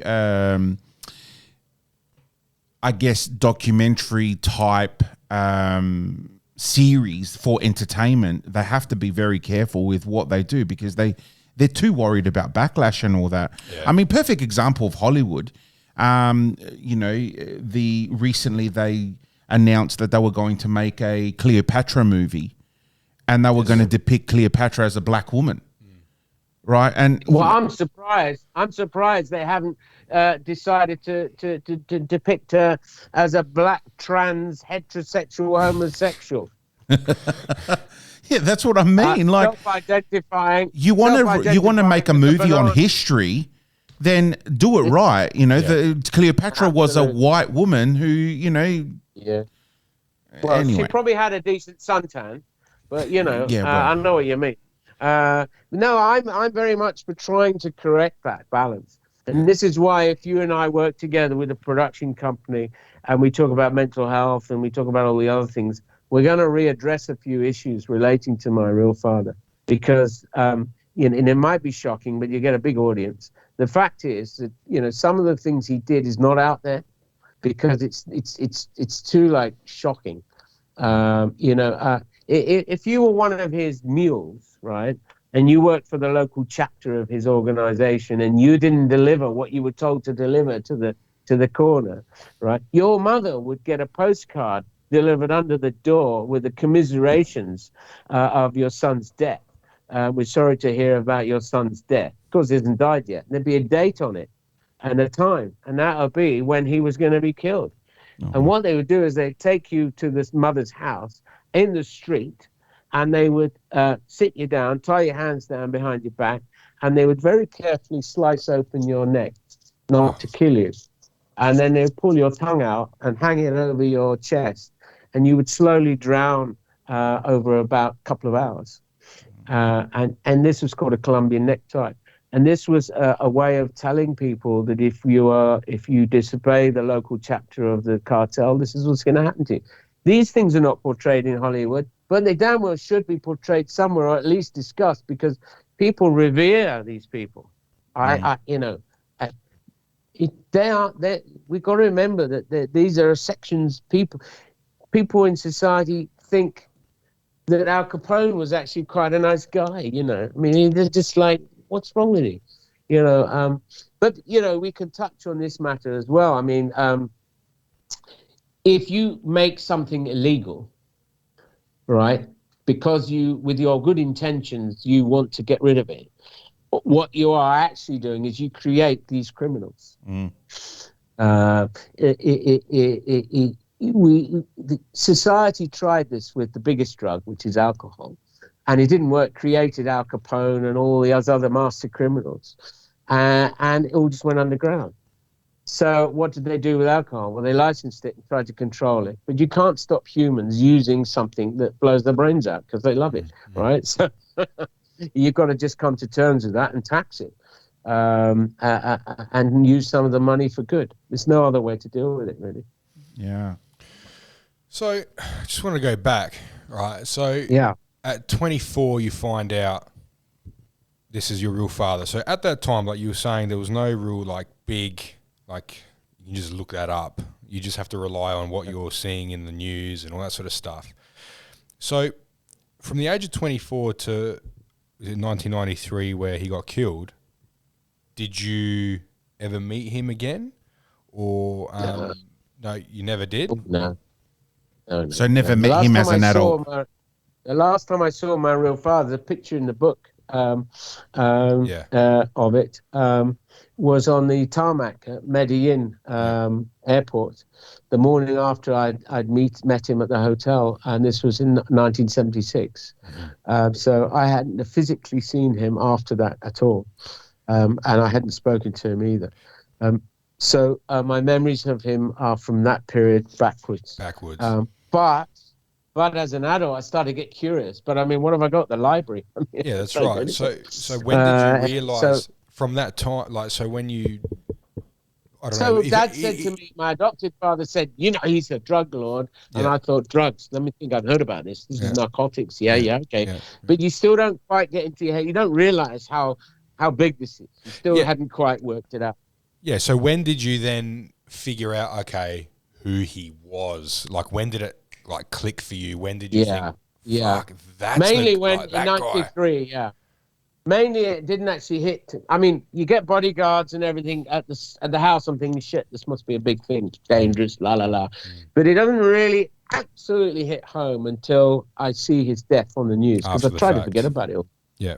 And then I see his death on the news, and I thought, okay. And because it started coming out about the kind of person he was, news clips and stuff like that, I'm thinking, right, okay. So it'd be like the mid-90s to the early 2000s, really, you wrapped your head around it, like, wow, he was that big. Well, I'm trying to actually get rid of it. So it's not me trying to get involved. I'm trying to get out of my head and forget about it. I need to do the school run. I got to get on with this. I got to get on with my work. I got to do this. I got to do that. My whole life's full of stuff. So I don't really want to be thinking about this bloke. Who the fuck is this bloke? But you have to come to terms with things that happened in the past. Obviously I started. I was more able to get into it when the internet started coming to the fore, and I was able to do my research without it costing me a fortune. And my adopted father died, and all this stuff, and I was just coming to terms with all that. And then we started getting this internet. And I started doing research, and it started to become quite apparent what I'd managed to escape from. Because I don't know, if I'd stayed there, I might have ended up inheriting the family business. So I think I would have been quite a good drug lord. So with all that, like you were saying, with the whole Paul, with the whole inheritance thing, and do you have you said you did have with one of your half siblings, but the ones, do you have anything to do with any of the others? No, because they're on the side of the trollers. Well, no, my half sister isn't. She keeps very quiet. But I don't want to really get into that. But they just. No, it's all right. It's okay. I don't have nothing to hide. But, I'm trying to say good things about people, and I find it very difficult to say anything good about the famous half-brother, because he's not very nice to me. And when people are not nice to me, I just shut the door and get on with my life. So the problem is not cash. I mean, all the cash has been found, basically. It's intellectual property. Intellectual property is worth a lot of money. After the Narcos series, suddenly the intellectual property of our father, who art not in heaven, who art in hell, the intellectual property of our father is worth a lot of money. I'm not interested in it, but I'm a threat to them because I'm the oldest son, and they'll do their absolute best to try and disprove or fiddle with the DNA samples, do anything to just to try and make sure that but fortunately I don't want to get involved anyway. So, help yourself, lads. I don't want to know. But, I'm quite happy. I've written my book and I make a living out of my paintings, and my book went to number 2 in the world straight away. It was like massive. Obama, who's that? So have you been back? Have you been to Colombia? No, we can't go back to Colombia. Are you kidding? Half the country love you for who your father was, and the other half want to kill you. Yeah. No. Can't go back to Colombia. I mean, one of my half brothers went to Colombia to do a documentary series, but you can't go through the airport, normal shit. He snuck through in a car through one of the jungle roads, and they did this and that and the other, and then snuck back out again. I mean, you can't just walk through the door and say, customs and all the rest of it. No. Fortunately, my adopted father saw all this coming, and he adopted me and got me British nationality. And when I travel, I use my adopted name so that I don't have to bring the Vaseline and keep pulling my trousers down. Yeah. but people don't recognize you from your face, from your looks. Well, that they do now. But well, what are you gonna do? I mean, I went through a period of, so all my life I've had a moustache and my hair like this, right, from when I was a young adult. And then I went through this period of denial. I thought, if I shave my moustache off, no one will know who I am. like some big disguise. So this is when I was going through a bit of mental health problems. And I thought, I'm going to shave my moustache off. No one will recognize it. But and it kind of worked. But then when the publishers got involved and we got the book going, and that said, Bring the you've got to be moustache who back. you are. Bring the moustache Well, back. be who you are. Be who you are. Don't be in denial. You've always been who you are. Be who you've always been, and be honest. I don't prepare for interviews. I've not prepared for this interview, right? I don't want to know who's going to ask me a question. I prefer it to be honest from the heart, from here, about my life. So be who you are. This is one of the things you've got to do when you've got been through these things and you've got some mental health illness. Because look, we've all got mental health, otherwise we're dead, right? It's the mental health illnesses that are the problems, and they are there. They become apparent because we've had all these problems. And one of the things you have to do is you have to be absolutely honest about you, yourself, and your life. There's no good hiding shit. Which is why I absolutely do not prepare for my show. I get on the stage, I'm going, here we go, right? And we open it to the audience, and they can ask me anything, you know. Someone asked me, how much money have you got in the bank? That's a little bit personal, isn't it? Very personal. Yeah. So how much money do you have in the bank? Yeah. Someone said, how big is your cock? Oh, gee whiz, all right. How do you prepare for that? Do you know what would your answer be if they asked you that on stage? Oh, mate, I don't know. Average and girthy. Yeah. Yeah, I know. Big enough. My answer was, have you got £10,000 on you? Because if you have, you can come backstage later and measure it. If you haven't got £10,000 on you, fuck off. So how much of that secret stash over in Spain did you end up, taking back with you? Here it is. This is not a plug, all right? It's not a plug, but it is a plug, but it isn't really a plug, all right?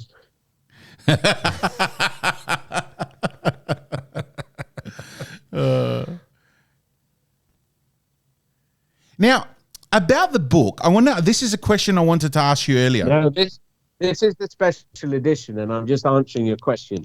So, how much of that stash and all the rest of it. First of all, it's laundered drugs money. So if I touch it, I'm going to prison, right? Right. I'm not going to touch it. All right. So, but I have worked out a lot about where he's hidden that money. And I thought, I'm going to put it in a special edition, not a separate book that's different, but a part of the same story.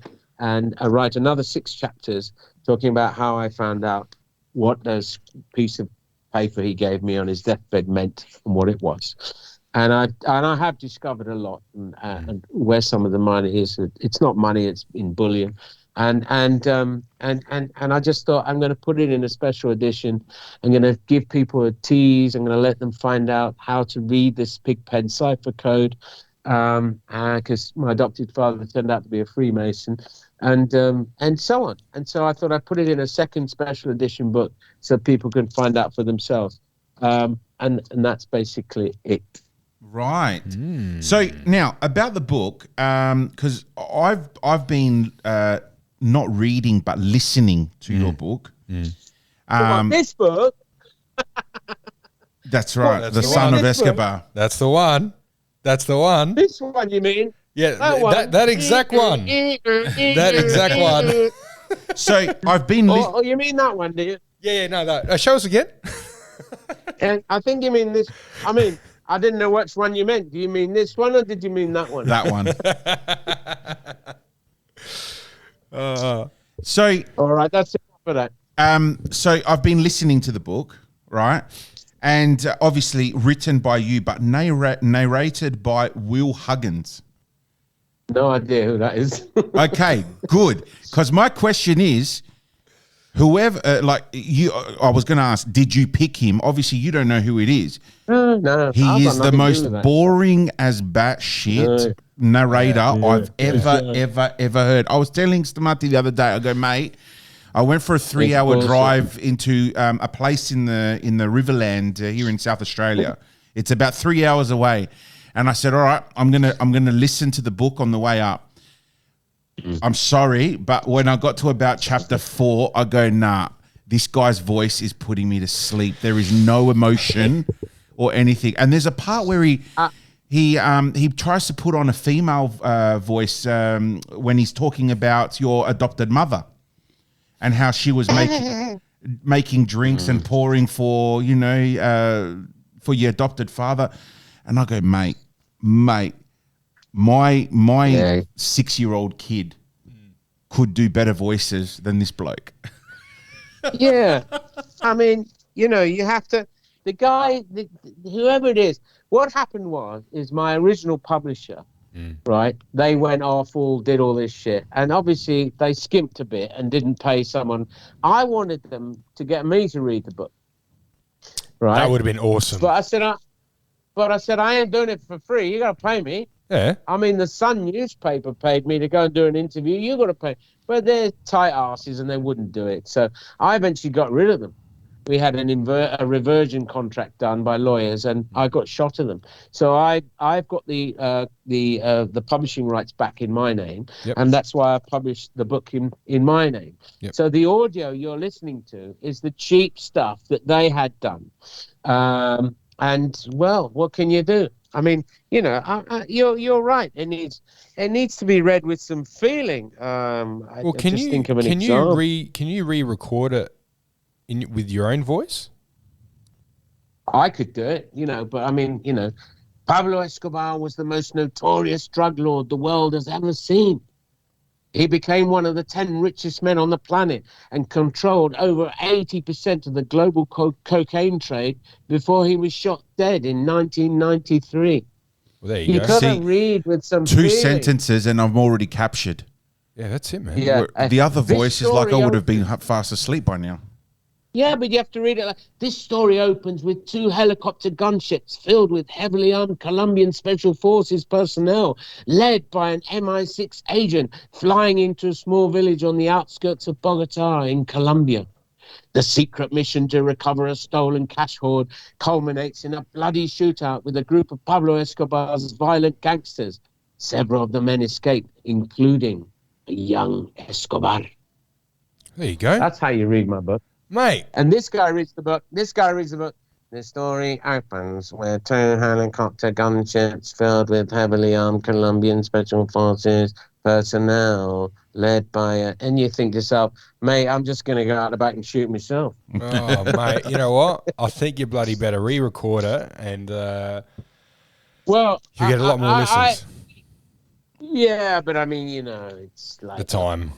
No, I think maybe we should just get some special signed editions of the book and just read it in our own voice and use our imagination. That would be funny.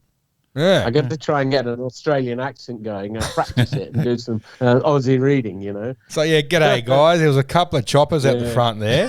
There was a bloody great shootout, mate, and some little fucking goddamn... And I like to do the American one, take the piss out of the Americans. That's quite good. I like that. I like taking the piss out of the Americans. Let's do Joe Biden. Yeah, but what happened?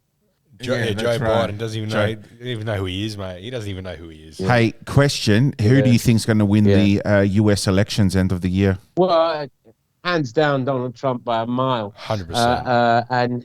And the reason why he's going to win, right, is not complicated. You know why he's going to win? Because he's more popular. Yeah. It's that simple. The trouble is that the world is now turning into the woke society over there who think they can save the planet by driving around in electric cars. And then the real people like us who tell it like it is. Yep. Right? And the society's dividing into 2 sort of sections in the first world. I'm not talking about and so there's this kind of cultural battle going on with the sort of weird people in the middle. I shouldn't say it like that, but that's the way I think. And so that is an issue that Donald Trump has hooked himself onto. He says, look, guys, right? Okay, forget all this other stuff. America first. I'm going to open up the factories, the coal mines, and get you all working. right? That's what we're going to do here, right? We're going to stop that. We're going to do this. We're going to do that. And then, when they vote for him, he actually does it. Yeah. It's just keeping it simple, isn't it? A politician. Yeah, I was talking to a politician about the Scottish referendum, because apparently the Scottish have got some idea of wanting to separate from the United Kingdom and become some part of Europe. So are they planning another one, are they? I don't know, but I said, hey, the Romans had it right. They built a wall. They called it Hadrian's Wall. I said, what we need to do, let's build the wall up again. And guess what? We'll get the Mexicans to pay for it. Oh, when he said that, I was like, fuck out, mate, this bloke. Get the Mexicans to pay for it. I mean, look, I have never met Donald Trump. I would imagine he's probably a bit of a narcissistic nutter, but he will be good for the economy of the country because he understands economics. He knows how to make money. And so he'd be good for the economy. He won't be very good for, I don't know, things like the abortion rights and these sort of things. And but he'll get the country through this very difficult period with the Russia thing, because he'll just pick up the phone and do a deal. With the Russian president that won by a majority landslide of 87% today. Yeah, but if you put the news on in the BBC, right, it's like, oh, well, he fiddled the votes and nobody wants him to win and all the rest of it. Listen, guys, if you want to see what democracy in work looks like, yeah, of course there's protest. Of course. It's democracy. People are going to say, boo, we don't want you, we don't want you. You're going to get that, right? And if they get out of order, of course, the Russians are a little bit heavy, but, they deal with it. You and you in the back. But the guy runs his country. He's the fastest growing economy in the world. And the America is shot to shit. Half the people dying of this new narcotics drug, what's it called? It's a crystal something or other that's going on. Oh, crystal meth. Very serious. There's something really serious problem going on in America that they've not talked about a lot, and in Canada they're just all like zombies around the street dying, and it's a very serious drug problem going on now.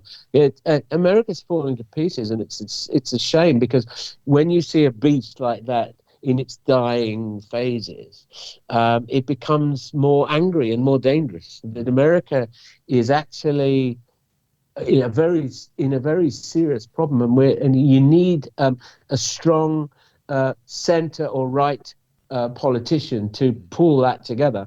Otherwise, you'll end up with a divided country and a civil war. So they need to be very, very careful.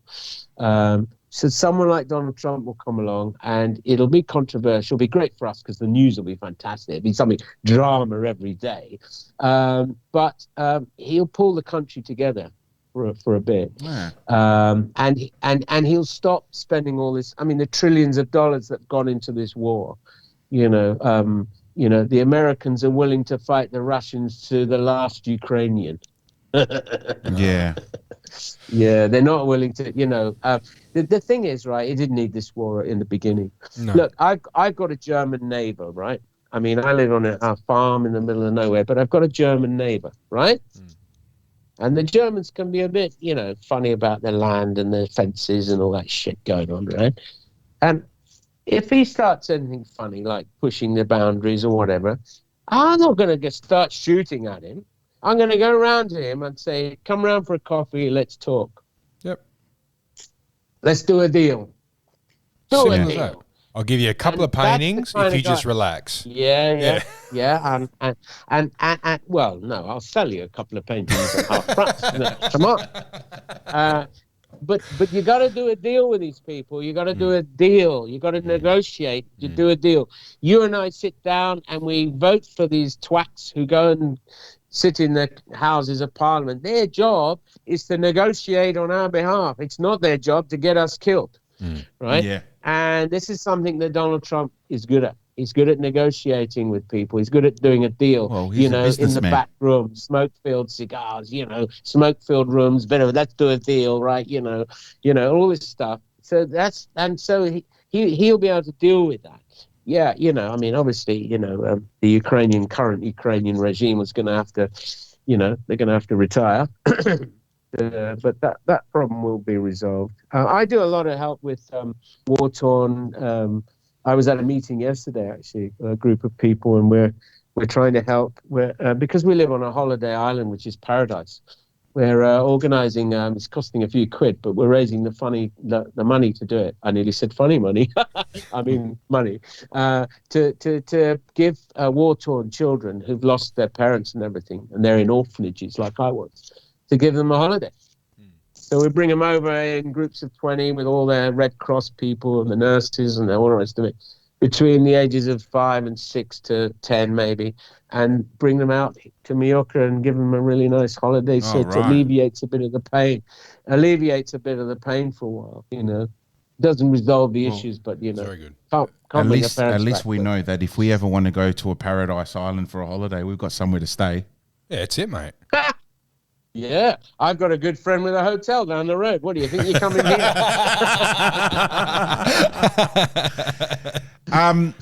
Now, we got to slowly start wrapping this up because, our subscription to Spotify podcast doesn't allow us to really go more than like 2.5 hours or something. You guys have got no stamina. That's your problem. No, we could talk all night. It's more like, unless we make this like a part 2 or 3 series or something, we could always come back and do a second part. Yeah.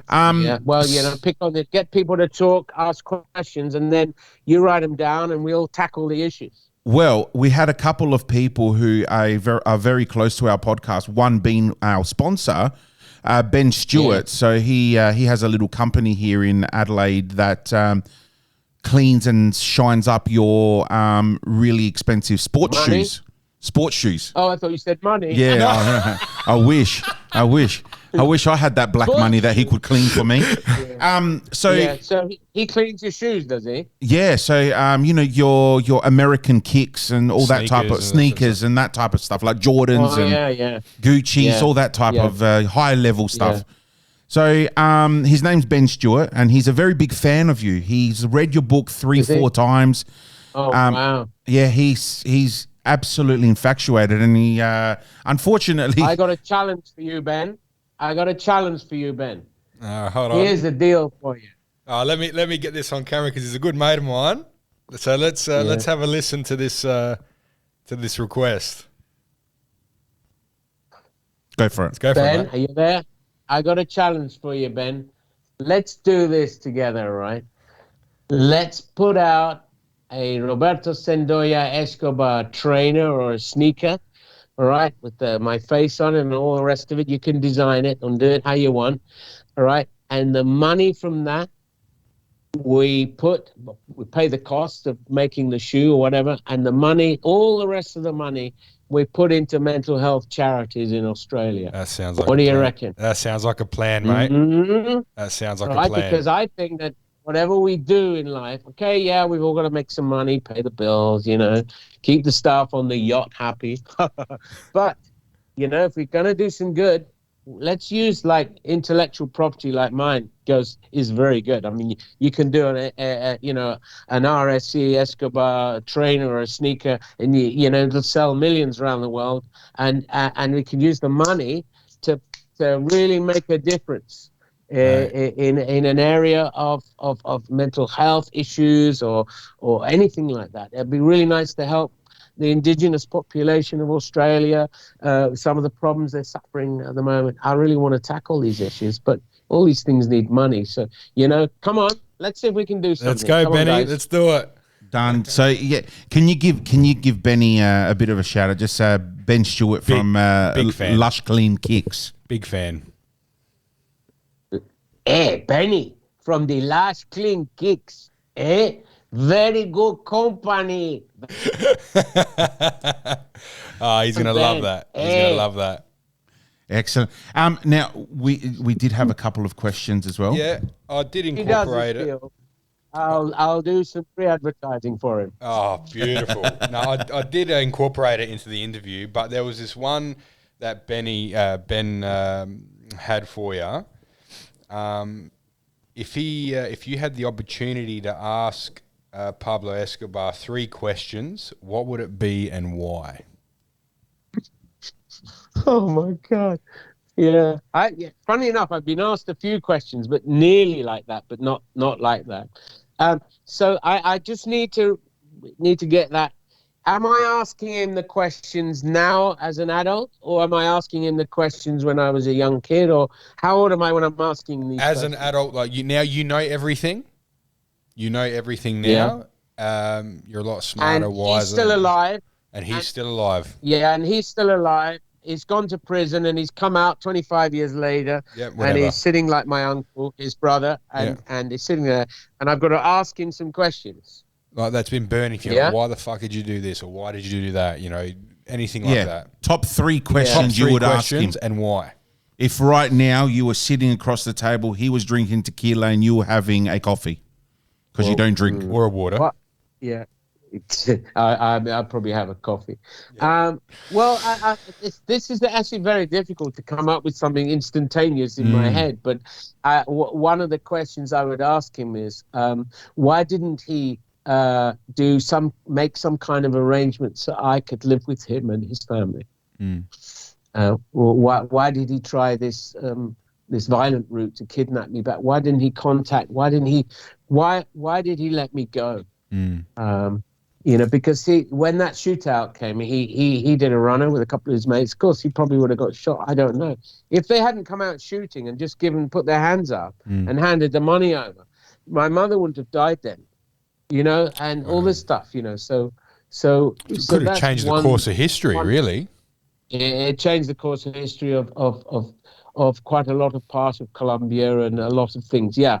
The invasion of Panama by Americans wouldn't have happened, and all sorts of things like that. Yeah. And I suppose the other thing I might ask him if he was alive today is why have you just hidden the money? You've come out of prison. You've hidden all these hundreds of millions in walls and other places in your houses and all the rest of it. Why are you not doing some good with it to try and make reparations for the bad things you did in life? That's probably one of the things. And if you don't want to do it, I'll do it for you. It's up to you. Yeah. That's something. I do think that I would want to. I can't give you the actual question because I can't get it out of my mouth, but I'd want to tackle the issue of his penchants for young girls, and I'd want to tackle that. It'd probably be more of a long-term conversation where I'd want to get him to admit certain things and try and get him to break. You got to break his spirit first to get him to talk about these things, and so it wouldn't be a one-off question. But I'd want to talk to him about that because that's almost nastier than just shooting people. It's something that I would really want to tackle him about. But it's more about tackling him. I was asked a question by the Bulgarian national paper in an interview like this. She said to me, she had an interpreter, but she said to me, if you were a high court judge and your father was brought before you today for all the crimes that he committed in life, what would your sentence be if he was found guilty? And I said, public hanging. Yep. Because the public need to see what happens if you behave like this, and he needs to be got rid of. Yeah. And a hanging is a good punishment. And the next day she rang me up and said, we've never sold so many papers in our life. And she sent me a copy and it said, Pablo Escobar's son sentenced his father to death. Oh, wow. So that was a bit of a thing. But I'm happy to answer these questions. And answers might be a bit more long, complicated because these things are much more complicated than just asking 3 questions. But there would be that. My father had many affairs with many women. Yeah. But he had a famous affair with a young girl called Virginia Vallejo. Yep. And Virginia and I went to school together at the Anglo-Colombian school. She was in the senior. She was leaving and I was joining as a junior. And my godfather, Don Gregorio, who was the boss of Colombia, the real boss, he was president of everything, and he was also president of the school. And Virginia went on later to be, she was a bit of a socialite. She had a what have you, in the newspaper and this and that. And she went on to have an affair with Pablo Escobar Gaviria when he was older. It started off with an interview, and then she had an affair. And then she wrote a book later called Loving Pablo, Hating Escobar. And then she turned state's evidence because she found out a lot about the organization. And she now lives in Miami under police protection. And I actually only spoke to her yesterday about what's quite, because that goes back to the question you asked me: do people come back from the past and all the rest of it?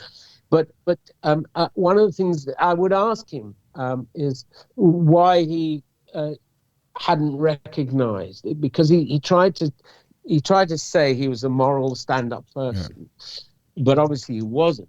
No. And so I wanted to tackle the issue of his penchants for young girls, and I would like to tackle the issue of him and his affairs, particularly this affair where he was actually married at the time, and he made a big thing about his wife and his two children that lived with him. And this affair he had with this woman who ended up turning state's evidence, which helped bring him down. And I'd like to tackle that issue with him. So they made a very bad film about that. That's Hollywood for you, see. They made a really bad film. That's why I don't want to work with them. I'd like to work with sort of a quirky, maybe the Australian Film Board. Lots to talk and discuss there. I like the questions. More questions. Have you got a list, Keith? Let's do some more. You can edit this. Yeah, I mean, this is probably a question from me. Your adopted father, like now with what you know now, would there be any questions for him? Like, so now, like you said, like once the internet came out, you really truly appreciated the severity of what had happened in Colombia and all that sort of stuff. Is there anything that you think, fuck, I wish I could have asked him that, like after the fact? I asked him a lot of questions, which brought to me the knowledge, which gave him. But there are some things that I forgot to ask him. At the time, and that because everything's so piled on top of it, rush. You want to know what's what, and and then he died.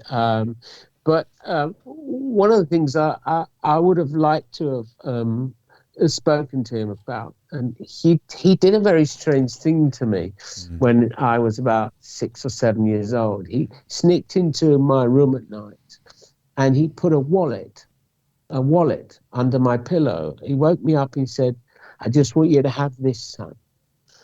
And I was half asleep at the time. And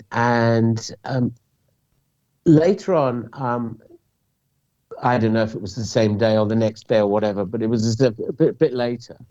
I asked him what the wallet was about, and he said, "Never." He said, Never tell your wife where you keep all your money." And I always wanted to ask him what he meant by this. Yeah. Because I don't know, maybe they'd had a row about money or something, I don't know. He gave me this wallet, it had some money and it was only pocket money, but he said that to me with a kind of angry face, because he never really got angry. And he said that to me, and I wanted to know really what he meant by that.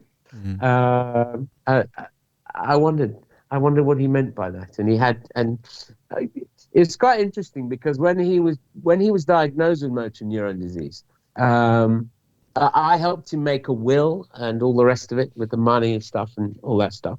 And I was rummaging through this big box that he had, a chest of drawers in his office, to help him because he couldn't hold things properly. So I was picking up papers for him. And I found this little book, which is like a little bank book. And inside it had like £70,000 in it. And he said to me, "Shh, put that away." So he'd obviously not told his wife about this money. He got stashed away. And later on, he said to me that money was the money he got from the firm for doing his other work. Yeah. So that was his MI6 money. So but he hadn't told his wife about it. Don't tell anyone. Did you have siblings through your adopted parents? So my adopted mother couldn't have children, but as you know in the book, we went to Cali later, and that's when I thought that children came from shops. When I was like 5 years old, I didn't know all about the sex thing. I thought children came from a shop because they got me from a shop, didn't they? And they got right. I didn't. So we went to get so that Monique was my Sister, half sibling, but we were adopted. Obviously, we weren't physically related, but I loved Monique. She was all right, but she was very ill when we got her. Nearly died. She had the dysentery and all that stuff. It's common disease with very poor people. But Monique sadly died of a brain hemorrhage. It was quite sad. But I'm still in touch with her children, Matthew and Christopher. Nice kids. They live in the UK. They're all right. Good old fashioned working class family. You still have a good relationship with your children? Yeah, it's on and off. My son has found it very hard to come to terms with a lot of stuff. I think he's got his own little set of problems, but it's on and off with him. At the moment we're off, but it will be on again. Look, if you haven't had children, you don't understand how difficult it is to always have a good relationship with your children all the time, every day. That's dreamland. That's not reality. Reality is that you have a relationship with your children that's sometimes good and sometimes isn't so good. I have a relationship with my eldest daughter because when I was single after my wife's death, I did procreate another child. Let's put it that way. But I haven't seen her, unfortunately, because her mother was a member of the Jehovah's Witnesses, and they don't talk to people in Devil's World. So I'm not allowed. So I don't know. It's all a bit crazy. The other two, we have it on and off, and both of them are now married and live a good, decent, working, middle class family life in the United Kingdom. So I've done the best I could for them. I literally sacrificed blood and sweat and tears for them and gave them the best I could. But the thing is, right, no one teaches you how to be a parent. You just have to fumble through it and get through it. And when I was bringing those two children up on their own after their mother died, I was suffering from very severe mental health depression myself. So frankly, I don't know how I got through it. But I'm not so sure they completely understand what I went through to bring them up in the way that they have been brought up. I wasn't perfect, Father, and I don't think anyone could even suggest that they would be a perfect father. I don't think there's anything such as a perfect parent. You do what you can. I mean, I'm far from perfect, but I gave those two the love and care, everything I could have done. I sacrificed everything. There was a time when we had, after my wife died, I had no money. And I used to go out and try and get someone to get me to clean their windows for them for £5 or their car for £20. And I used to come back whilst they were at school with £20 in my pocket, and I'd go to the supermarket and buy something that I could feed them with. I don't want people to feel sorry for me because I'm not after that, but this is the reality of what I went through with depression and bringing up children. Unfortunately, at that time, the local government helped pay for the rent for the house that we lived in, but I still had to go and make some money. And I went from being a millionaire to having nothing, and with severe mental health problems and trying to get through life each day. And when my daughter comes home from school and saying she needs new shoes, I didn't have the money. Just didn't have the money. So I would go out Saturday and try and make some money to bring back, and I struggled through life like that. So being a parent isn't always the showy offy things that people see. It's those day-to-day struggles. And I got through it. they have, I don't think they appreciate what I went through, and I think I've said that on occasion, which can make life a bit difficult. I'm quite, I like to be honest about the good and the bad, and the way I've behaved. I've not been brilliant, but I've given them every bit of love that I can, and I've tried through the cloud and dust and shit that is depression and the crap I went through. I tried my very best, and that's all anyone can do. And there are moments when I don't think that's been appreciated, and there are moments when I've actually said that. So I don't think that's gone down too well. Yeah. But Yeah.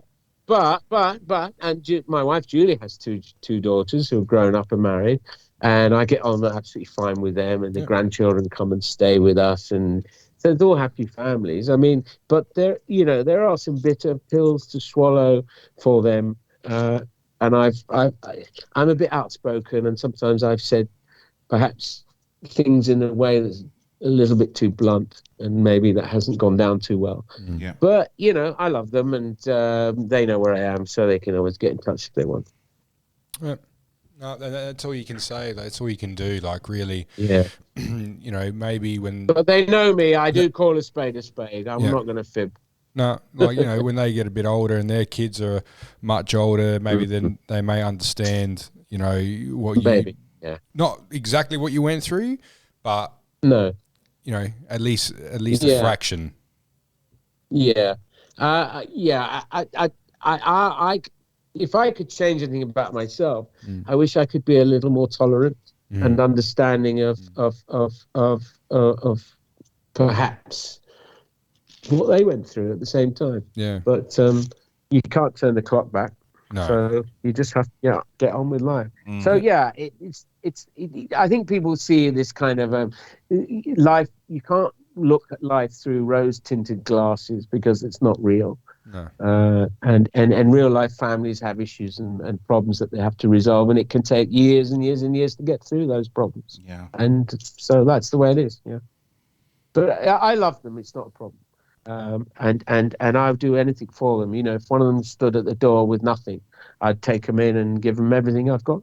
No problem. Good. Awesome. Well, I think we'll wrap it up there. Well, at least this part anyway. Yeah, at least this part. And I think Roberto. So actually, that's one question I wanted. When was it that you changed your name? Oh, I've never changed my name. Well, you know what I mean. From Philip to. I've always been Philip Whitcomb, my English name, and my Colombian name, Roberto Sendoya Escobar. I've always been that. Right. I'm the guy with two fathers, and I'm the guy with two names. But was it when you found out? Oh, hang on. So let me. Yeah. Let me answer the question. There are two parts to it. When I was adopted officially by my English parents, I was given an English name. So it is at that time when I was given two names. Before that, I was Roberto Sendoya Escobar, which is in my paperwork. And then they gave me this other name. So from that moment on, which is late 1965, I had two names. Okay. So when did I start using my Colombian name? Well, I used my Colombian name to open a bank account in, I can't even remember now. 1980 something or other. So I've used my Colombian name and now and then, here and there, because I've had the paperwork since that moment in 1989 when Dad handed over to me my Colombian paperwork. It's at that moment in time where I've realised I've got two names, and I think, oh, that'd be quite cool. Let's go into the Abbey National in the High Street in Walton-on-Thames in Surrey, in England. Let's see if I can open a bank account with this name.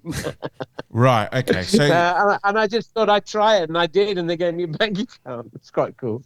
Right. So it was 1989 where you started accepting, or when you first accepted the biological name. Yeah, it's when I started thinking, well, okay, all right, because when you growing up as a junior, you wouldn't have had any idea about the Roberto Escobar. Yeah. Well, it's funny because I tell you what's quite interesting. I'm glad you mentioned it, really, because I haven't given it much thought. But I look back now, and My godfather, Don Gregorio, did used to call me Roberto sometimes. And I wondered about that. And now I look back now, and I actually think, there are moments when people did call me Roberto, so that was quite interesting. Oh, there you go. I hadn't thought about it like that. But personally, as an adult, you start thinking. But it's not like, what am I going to do? It's like, I've got two names.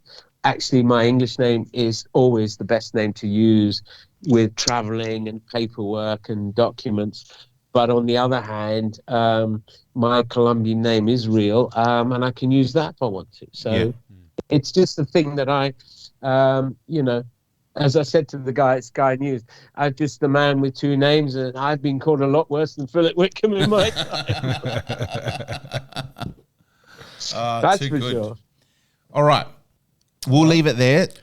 Thank you so much for your time. It's probably the longest episode that we've ever recorded. We have, yeah, that's it. And I thought when we spoke to Jenny, that was a bloody long episode.